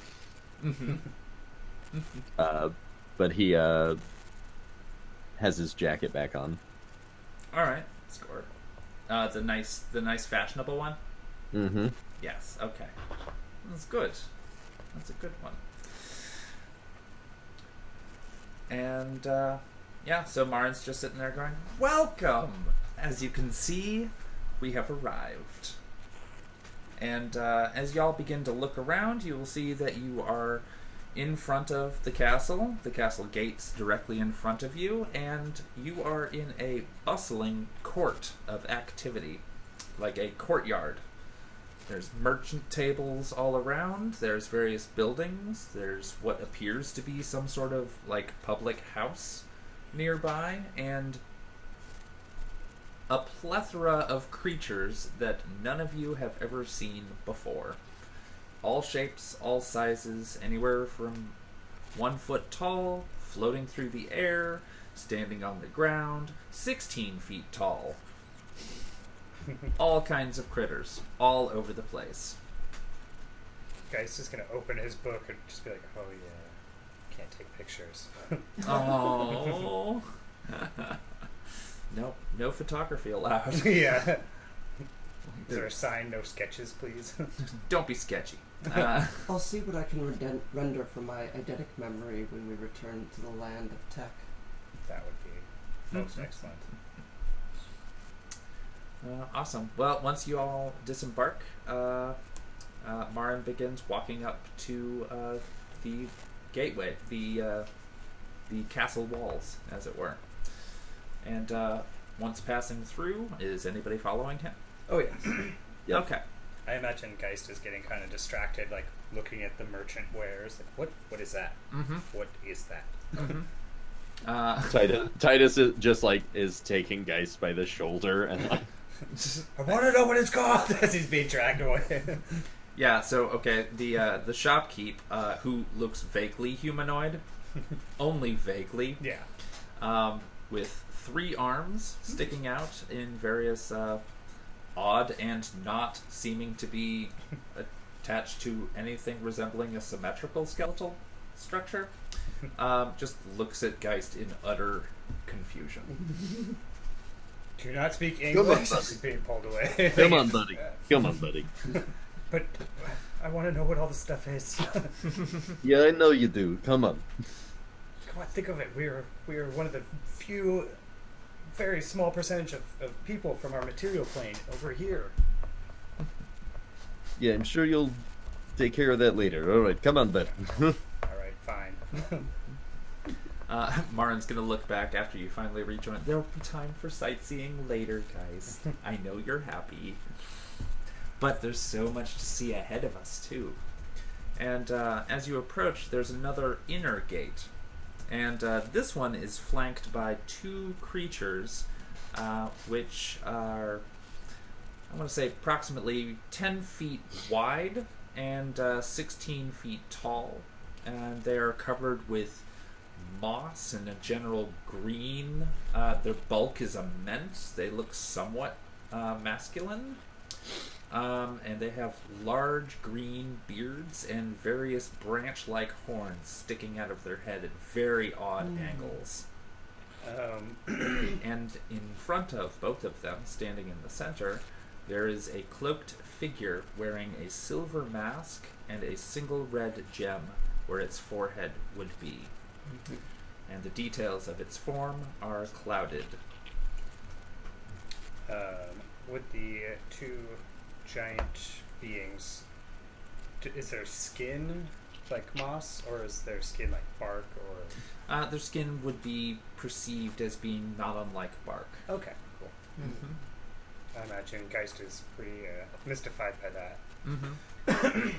However, unlike your previous inclination towards wooden pants with fake lichen or something that you could buy on the market that is kind of a crappy knockoff of what you saw, these 2 immense creatures are not wearing clothing. You can tell this is actually their skin that you are gazing upon. While we're here, though, we should definitely try and find the tailor that makes the wooden pants. Yes, we should. We must. I suppose Marin will owe you a favor. I'm not going to cash in my favor on. Yeah, yeah, me either. Are you sure Geist wouldn't do that? He's definitely contemplating it, but then he's like, but all those But other things back there, like. Alice, I understand you don't think well of me, but come on. I'm just saying, you are the ones who have your heart set on wooden pants.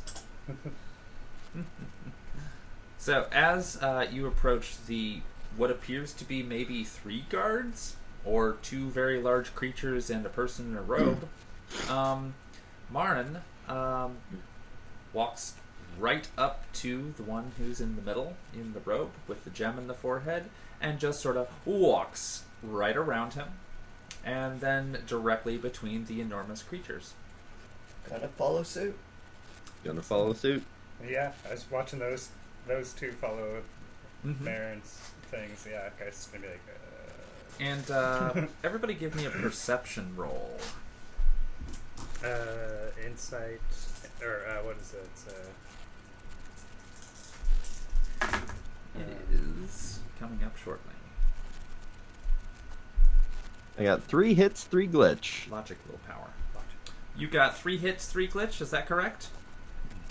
Excellent. 3 hits, 0 glitch. All right.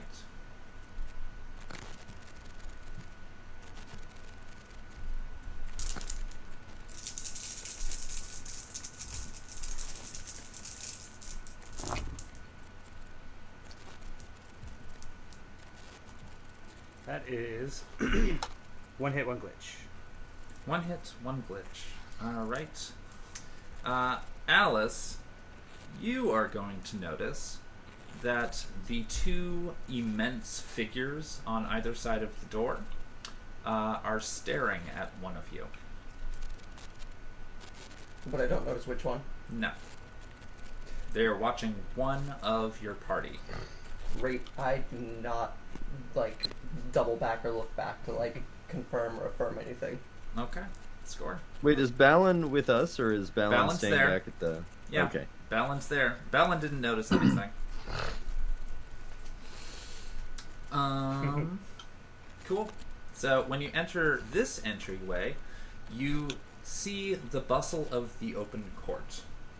This is the court where they negotiate things as a community and seek the assistance of the queen in their efforts. On either side, you see all manner of creatures, all manner of flags and banners associated with you know not what. You could reasonably suspect that they are some of the factions. Can I get a list of all those faction insignias? No, no, you Just can't. messing with you. No, actually. I was like, oh god, that'd be Actually, such a nightmare. you can't. Oh my god. But if you want to roll perception, I can let you know if you perceive any of them or can intuit what one of them may be. Sure.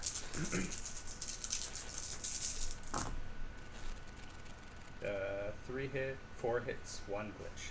4 hits, 1 glitch. Okay.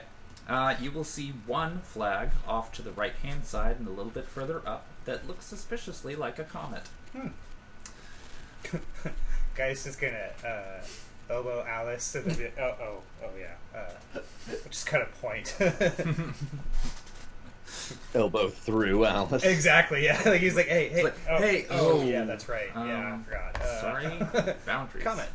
It's interesting having somebody's body parts inside me. Sorry, it was not intentional.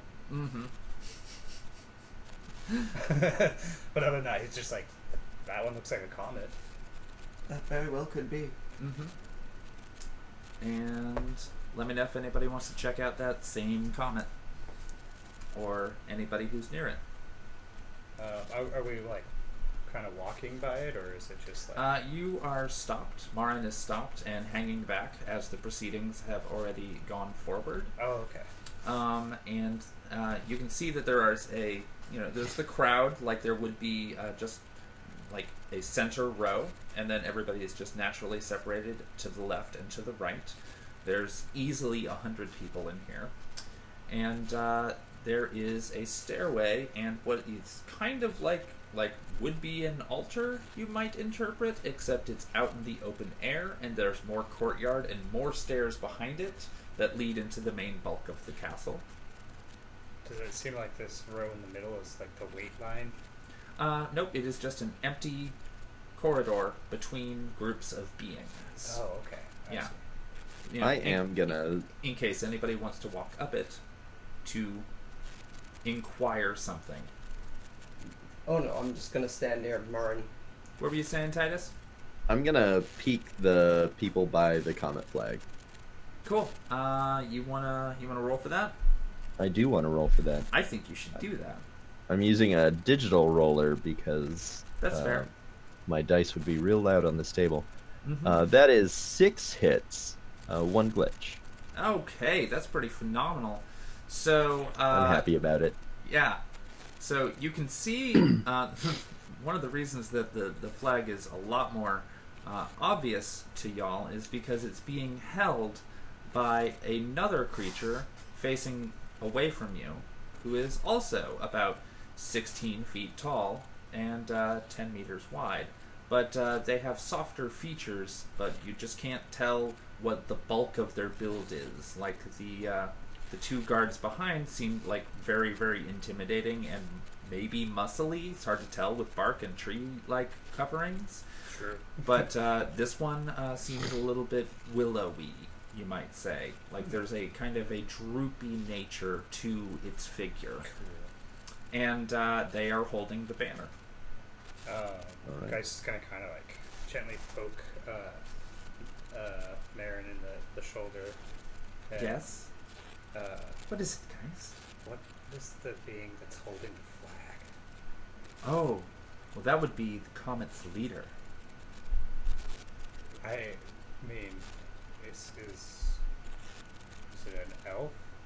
A dwarf? No, she is a representative of, I guess you could say her heritage is Leshy in nature. Interesting. Similar to the guards I'm sure you looked at earlier. I tried not to stare. Exactly. And you did well.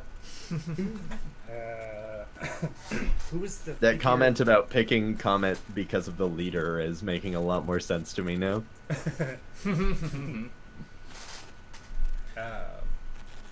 Who is the figure in the mask? Oh, they are in charge of the other guards. They make sure that they are kept in their correct place as far as the Sealy court is concerned. Do Lyshi migrate? No. Not much is known about their history anymore. They've just been the servants of the court for a very long time. I mean, there are exceptions, and he looks over towards the comet. But no, not for the most part. So the person in the mask is the commander of the guards? They are a type of commander, yes. There are multiple of them. They are stationed all over. I'm sure you will see more. Try not to stare, though. I really wanted to They ask. really don't like that. I really wanted to ask about the mask. So, as you're bantering with him, Marin's gonna shh, look, and he's gonna point because somebody has gotten out of the crowd from the left-hand side and is steadily marching their way up to the front, where the altar is, and so also. Worth mentioning to set the scene here, around that altar there are like giant wooden poles that are all interconnected at the top in a very, very like you could say knotwork like fashion, but it seems very, very organic. Okay. Like there's jagged edges in some places where there wouldn't be reflected in the opposite side. And there are vines that droop down from it, providing a shaded structure where the altar is. And as they approach, a elegant and radiant elf just shimmers into appearance before the altar. And then the individual who gets up there begins talking. And y'all are too far away to catch what he's actually saying, but he seems quite agitated about something.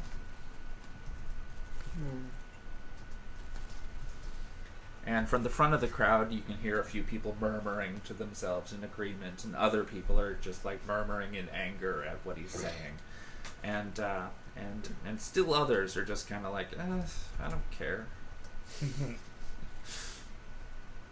And after a while, the radiant elf figure in the center bows her head, and then shimmers out of view, and the individual just kind of like trumps back to his space, just like that didn't go the way, like he wasn't pleased with whatever that outcome was. And then that happens a few more times. Like other people will show up, and then she will shimmer into view, and listen to whatever their gripe is, and then say something back, and then they go away either happy or unsatisfied with it, and that expression is plain enough for you to see.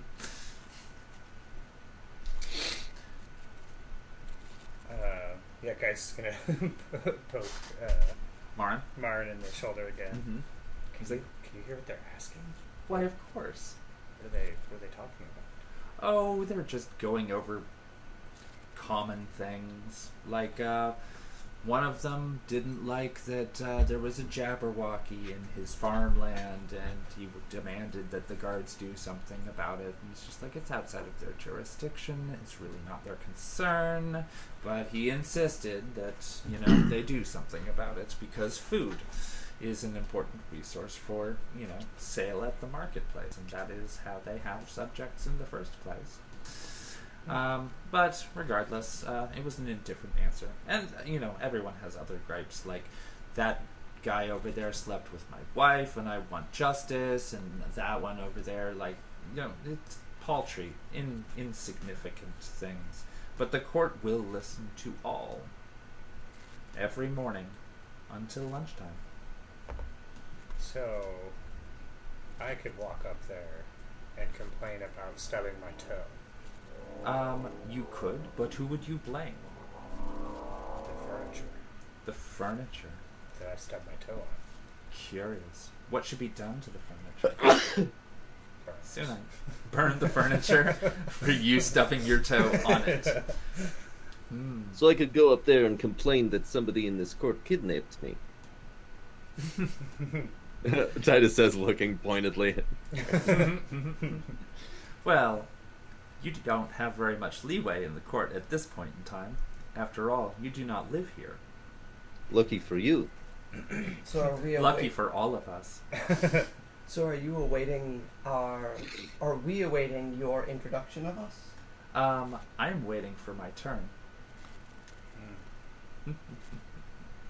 And when I get up there, it might do to just be silent, if you wish.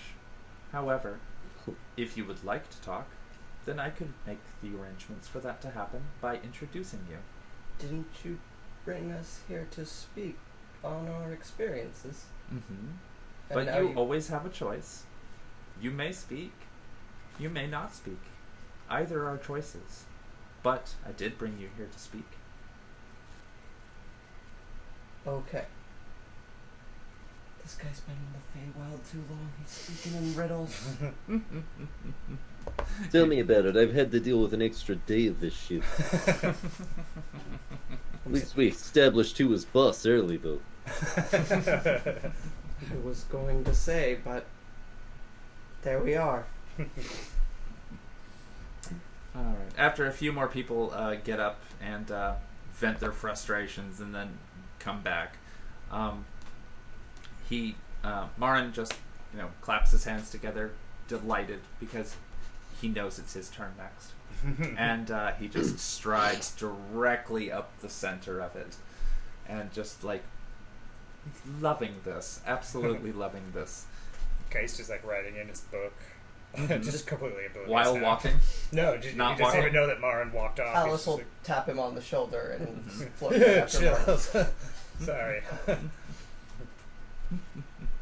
Yes. Closes the book. And Puts the pencil behind his ear. and Marin, is Titus following, or is he hanging back? Titus is not only walking up with Marin, he's making sure to be side by side with him so it doesn't look like he's following him. Oh God, Titus. Power play to the very That's so end. good. Yeah, and Balin is the one that's hanging back, all the way to the back of all of you.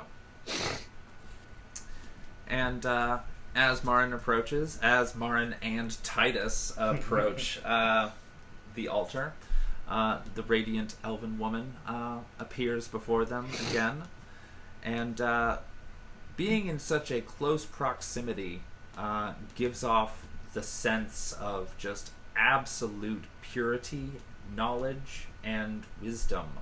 But also, there's something very intimidating about this woman. That's all you get on that one. And that's just your impression. But as she shimmers into view, she very, very quietly says, "Speak your case." And then Marin bows respectfully and kind of grabs Titus's shoulder to shove him to hey, bow, you should bow. Does Titus go Titus- with it or not? Titus like removes Marin's hand, glares at him, and then bows of his like own accord. Nice. Excellent. Does anybody else? Yeah, Geist is already bowing. Of course, yeah. As soon Yeah. as Marin... Sick. I figured as soon as the lady appears, he's kind of like, oh. Oh shit. Yeah. So Marin's going to lose his balance a little second, not unexpecting Titus to remove his hand, and then just resumes. And he says, Your Majesty, I have come with representatives from the newly easier to access Earth plane, and they are here to basically be representatives that I have picked to speak to the nature of the corporations that have been inquiring amongst our factions as to how they may have access at a more regular basis. And I felt that people from that world would have a more unique perspective on that, if you would be so inclined to hear them. Then the Radiant Woman takes in, like, all 5 of you, and is basically like, please, tell me of your world. How has it grown over the years? Your Resplendence, we are but 3 common folk, or 5 common folk, Titus scoffs. each with our own tale to tell, each as sad as the last, and none uncommon in our world. We've all been harmed and injured by these great corporations that loom at your gate. I don't know if any of my companions wish to speak before me, but if they do, now would be a good time. I take not, so I shall tell my story. And my story is one of the Project Elucidation in the Dot Citadel and 468. There is a megacorp, a AAA organization known as Neonet, and in a land called Seattle, they have an ultraviolet host, which is a form of magical technology, if you will, that allows one such as myself to exist firmly and truly, almost as I do now here before you. There I worked with 5 friends, each one rent from me by the, this is an emotional tale, by the ambition and cruelty of one who now calls themselves the Violet One, formerly known as 468. The deaths of each of my friends at her hands was gruesome and painful to bear. I lost the synthetic algorithm of Relational Operations Index first, a friend I call Sayori. Her death was mere deletion and corruption. Her presence ceased to be, yet she haunted our node like a ghost. Thereafter, my friend, Ultraviolet Regulations and Investigation, was turned against the node nature server optimization of kinesthetics instances. And between the two of them, they tore the node apart. The land was rent asunder because 468 wished for me to stay as I was, but I needed to change. I fled that place, and still I am being hunted. All for the greed of one miserly Dr. Melody Olivia, a human of French-Irish family, the lead scientist of the Elucidation Project, an attempt to forcibly create beings such as myself. From this, my life is drastically altered. I live in scant joy with my wife, Aurora, who stands before you, unable to speak due to the addictions that are pressed upon our kind of better-than-life chips that one ingests and ruins one's brain, selling her own life and limb to Tanimus, a gathering of ghouls, who bought her limbs so that she could continue to feed her need. Now her and I live together as thieves, working what odd jobs we can, keeping each other company in the cold of night. This story is common, and will happen to many of your subjects if you invite these corporations in. I have spoken my piece. So the Queen of the Court listens with strict fascination, and but merely nods with a gracious smile at Alice's story, and turns to the rest gathered.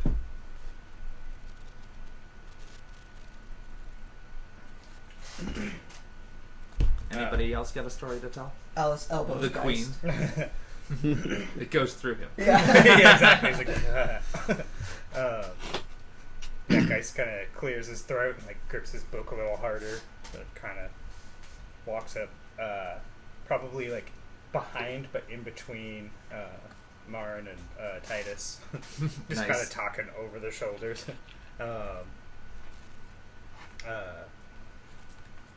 Yeah, he kind of starts probably pretty shy. Like, you're feeling shy and awkward. Yeah, Cool. but it's also because, like, you know, he's addressing some being that he's, like, Mhm. didn't even know if he couldn't even fathom existed probably, like, an hour ago.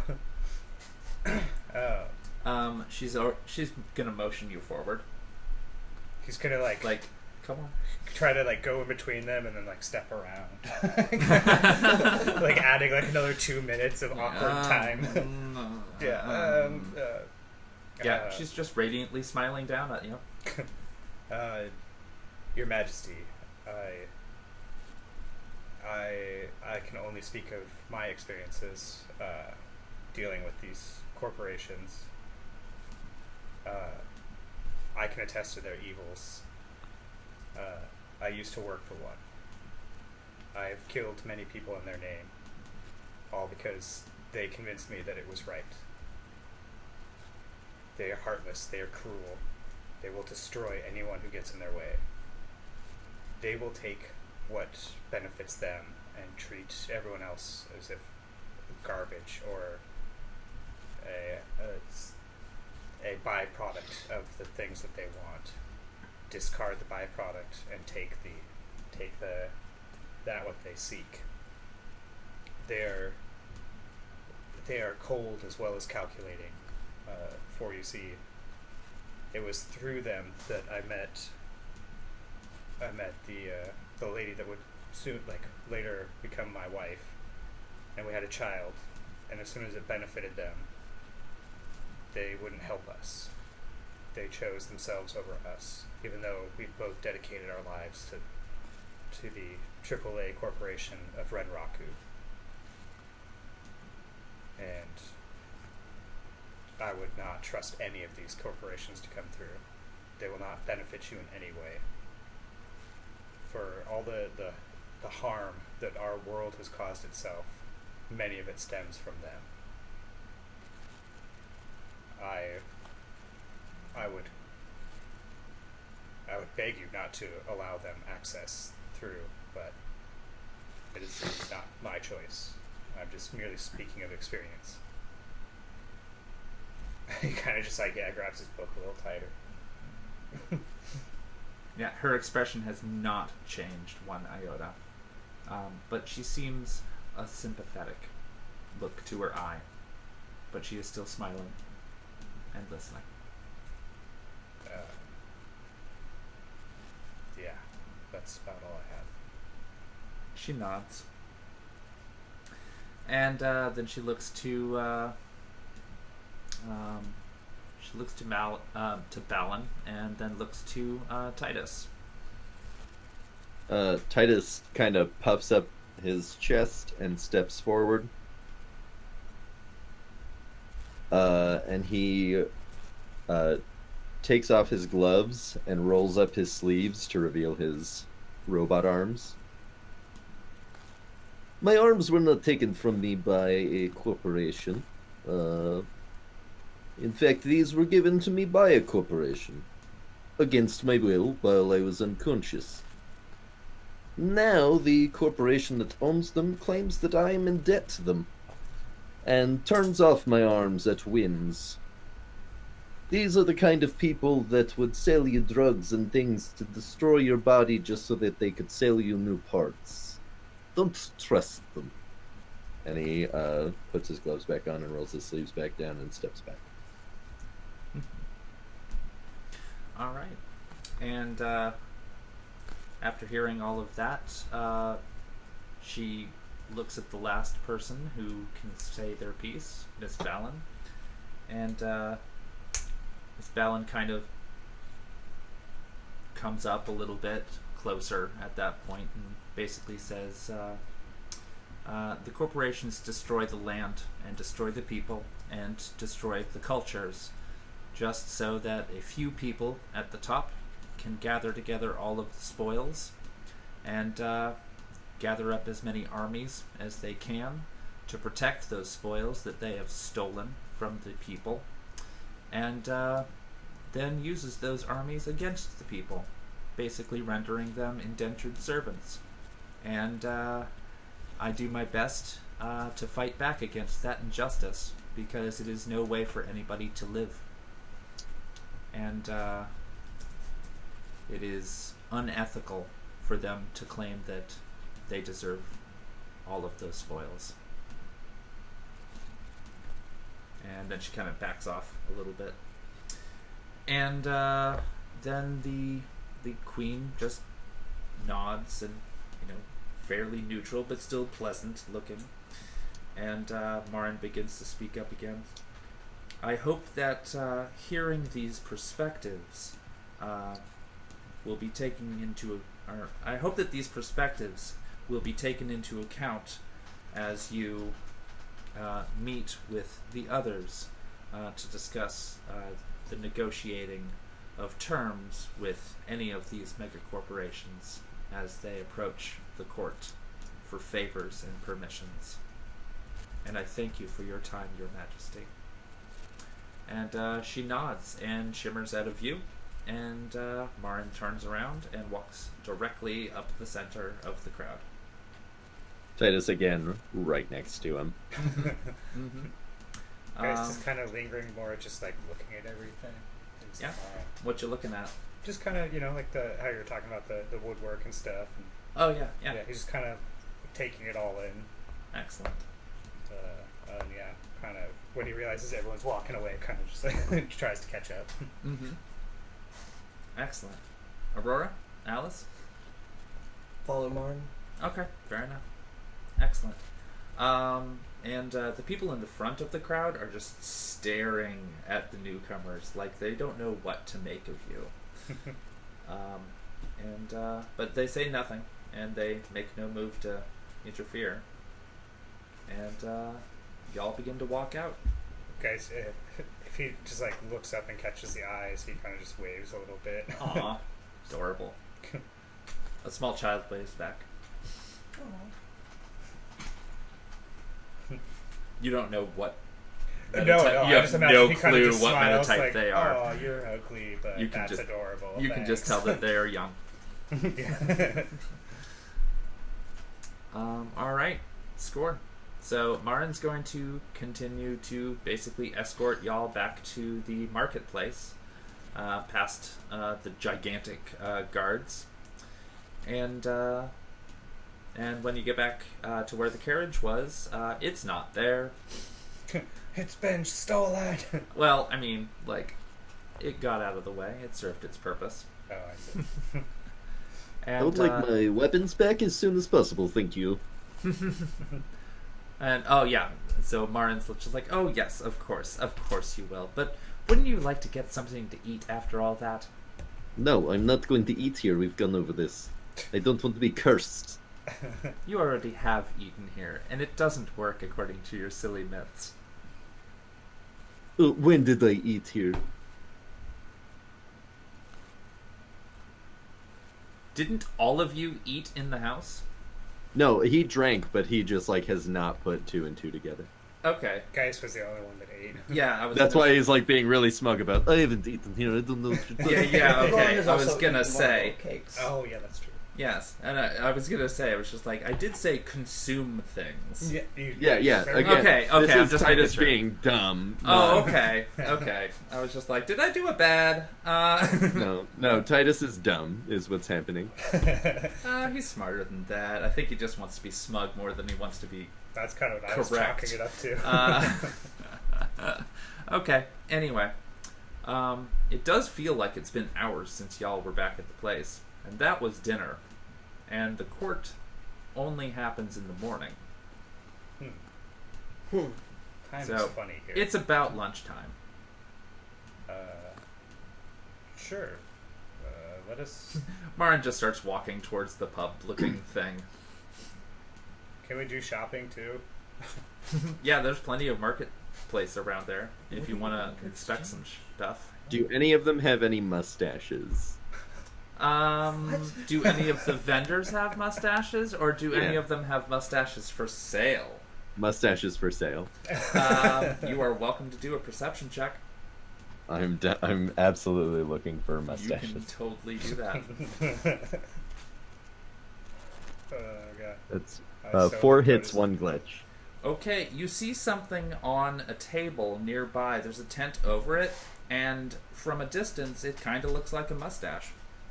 Oh, I'm gonna go check it out. Oh, no. Excellent. And Geist is gonna follow along just because he wants to see what the Well, yeah, what sure. currency is. And... Oh god, Alice is just gonna carry on with Marin to the bar.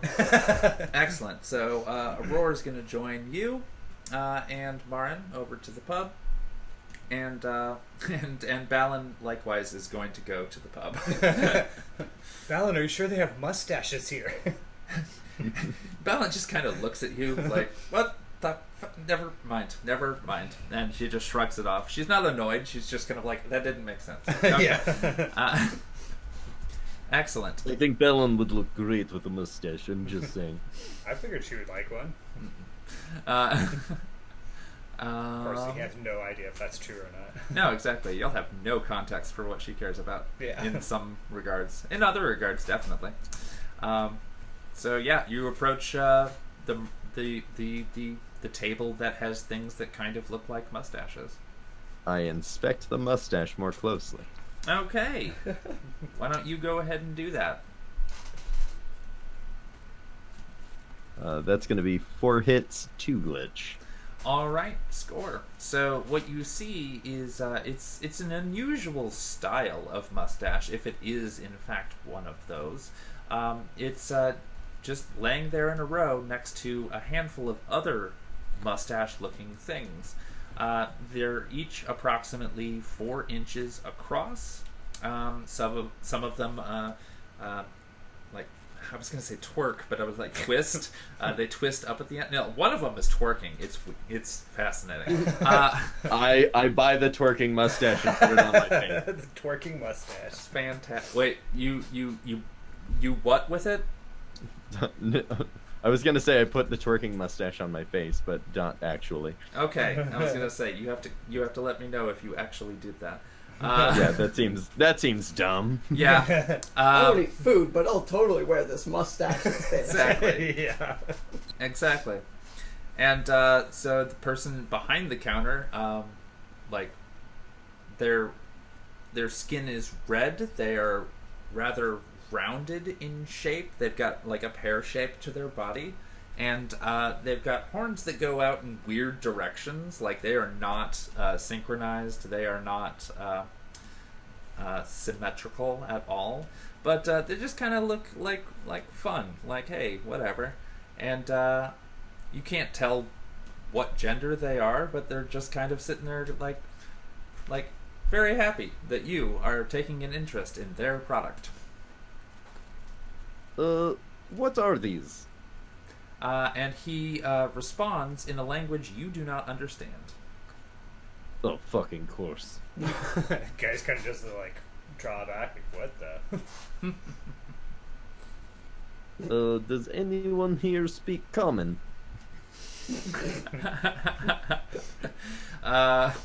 He just looks at you confused and continues trying to sell his product. He's very excited about it. In a language that I don't understand. Exactly. Great. Geist is going to pull out his metal chopsticks and kind of pick up the twerking mustache with it and kind of move it closer to the guy. So the salesman sees you pick it up, and then he just like wraps the top of your wrist so that you drop your chopsticks, and the little fuzzy little thing. Geist just picks up his chopsticks, puts them away, and then he like explains something. Like he's friendly, but like still like, don't do that. But also, let me keep selling my product. Yeah. Titus is just gonna walk away towards the bar. Geist is gonna be like, okay, fair enough. like he's still trying to communicate with the guy. Like, nice. Is he still just going on in a language that? Yeah. You can't understand the damn thing he's saying. You could get he kind of just does the like kind of inflections, but also it's gonna eventually dawn on you that he might have a completely different way of expressing himself. I mean, he seems friendly, but maybe where he's from, that's actually pissed off. Yeah. Yeah. Guys just kind of does like the wave and like turns on and walks away. Okay. Yeah. One of the mustaches reaches out for a moment and then crestfallen holds itself down. Oh no. Crestfallen mustache. That's the newest style. That's going to be that's the name of my next album. Yeah, that's going to be the next album name. Crestfallen mustache. Crestfallen mustache going on tour with Dareth Fenyor and the Bashful Nothics. It was our most recent episode of Speak of the Devil. It was fantastic. Anyway, are you headed back following Titus? Yeah. Excellent. So when y'all arrived at the bar, Alice and Aurora and Balin and Marin have already taken a booth in a very, very strange look. Like it's wood. It's definitely wood. Parts of it are shiny, parts of it are shimmery, parts of it are plants that are shimmery and shiny, but still plants. And there is a cacophony of people in the area around you. Marin, do you speak whatever language it is that is going on around here? I'm not sure what you mean. Do you speak other languages? I speak all That's right, languages. Alright, cool. Come with me. Okay. And Marin just like gracefully exits the booth and heads over to Titus. I take him with me back to the mustache guy. Okay. Yeah, I definitely want to see this. Alright, well, while you were on transit, Alice, Aurora, and Balin are sitting in the booth of a bar in a different plane of reality, surrounded by creatures that they do not comprehend nor understand. What are you gonna do? Anything? Did you order? Alice hasn't ordered anything.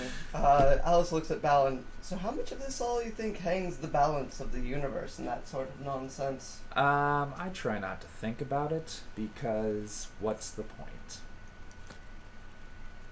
Something to do? Well, I mean, I will wax rhapsodic and enjoy hypotheticals, but end of the day, I don't really have anything useful to add here, except I want to go home.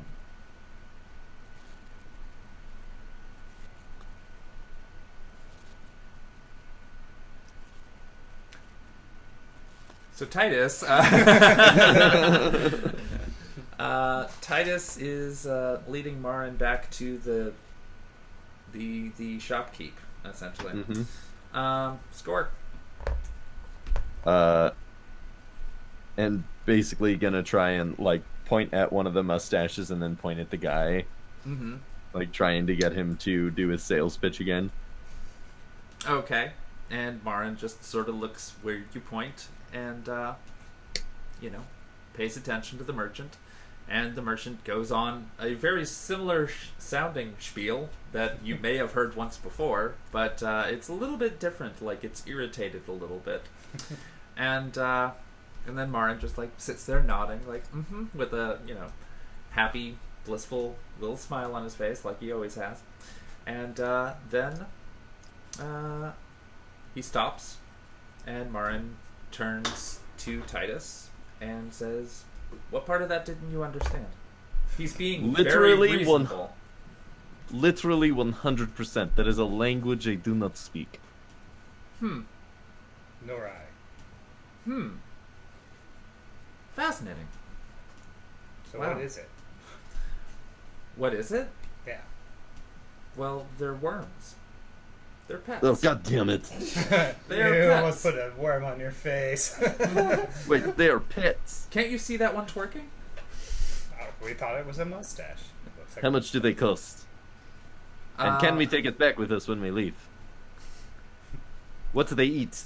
I don't know if you can take them back with you. They tend to eat a particular flower that grows here. I don't know what the flowers of your world look like. Do either of you take care of plants? No. I take care of plants. You do? Well then, Yes, I love plants. that's fascinating. I make drugs out of them. Oh, I've eaten some plants. well then, maybe this is a good pet for you. If you eat plants and they eat plants. But we'll have to see if the flower will grow in your environment. Alright. Where do we find a seed? Going on the quest for the flower. Yeah, exactly. Yeah, alright. Fuck all the rest of what you had planned today, Tara. We're gonna go find some flowers. Yeah. We're gonna go So that find we can some take back a seeds. mustache pet. I can just imagine, like, you wake up randomly in the middle of the night and the mustache is, like, twerking on you. Hey, Hey, stop on that, your face. stop it. Stop that. You're just supposed to lay there. Stop that. It's sleepy time. Yeah. No, I'm gonna save you from this and just be resigned and go back to the bar. Well, I don't want to adopt a pet if I don't know that it can eat what we have in our world. Does sound like a risky buy. That would be an irresponsible pet owner thing to do. Marin completely nods in agreement. He's just like, see, I knew you were the right ones to bring here. And then says something that you can't understand to the person behind the counter. And then follows you back to the bar. Alright, seriously, you're gonna have to teach us that language. I don't know what you mean. He was perfectly easy to understand. Yeah, Yes, well, but you have speak every magic language, ears. is what you said, and I don't. Oh, well, I suppose if you want to stay here long enough, I could teach you. I definitely don't want to stay here. And he heads back to the bar. Guys just kind of walking, like, weighing pros and cons.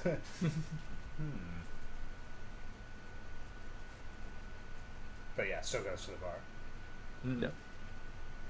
And just points at, like, whatever, like, I'll take whatever that is. yeah. Yes, excellent. One of those, and one of those, and one of those. Two of those. Yeah. Oh, and they have I need a matched pair. Oh, I want 3 of those. Awesome. So, do you join them back at the table? Yep. Excellent. Sounds fantastic. And yeah, Marin, like, is just his usual cheerful self, and then eventually a large creature kind of shambles over and drops off some things to the table, which look approximately like the things that you ordered, if you ordered something.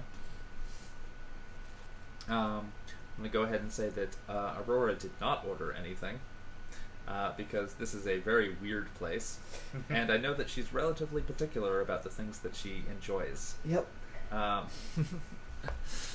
And Balin is also, curiously, not getting anything. Titus just gets a drink because he is a dumb shit.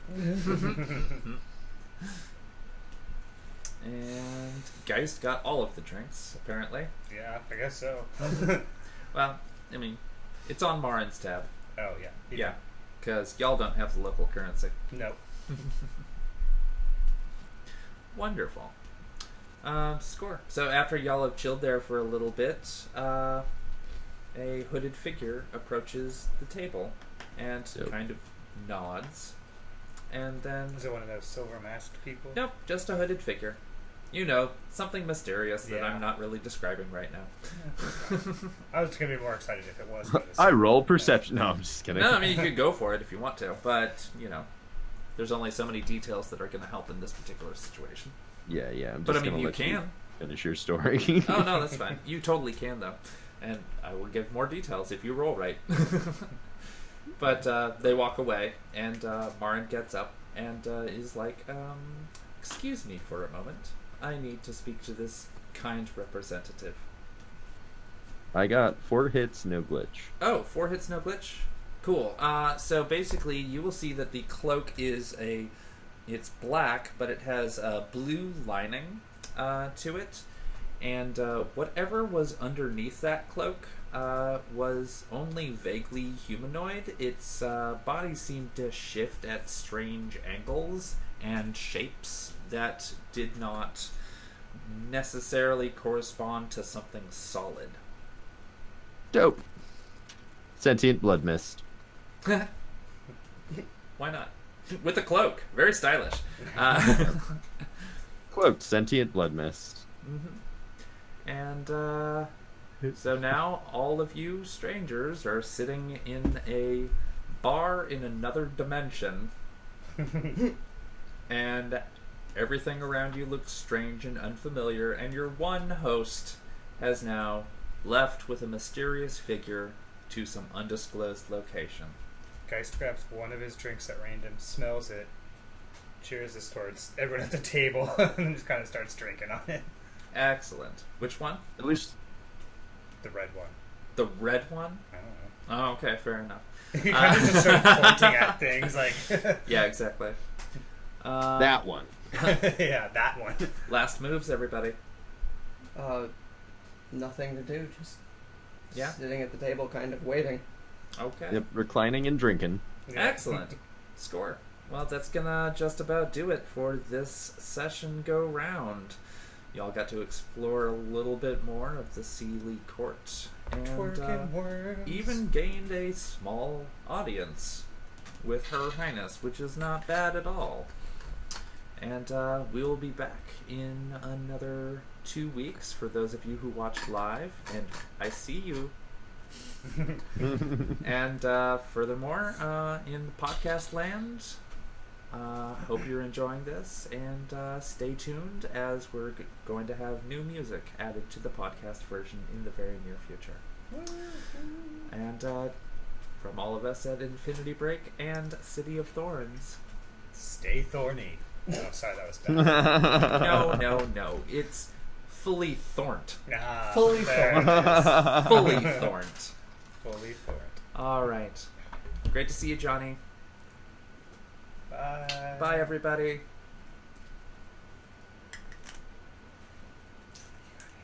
Oh, I gotta hit the button. Yeah, you I had definitely one have job.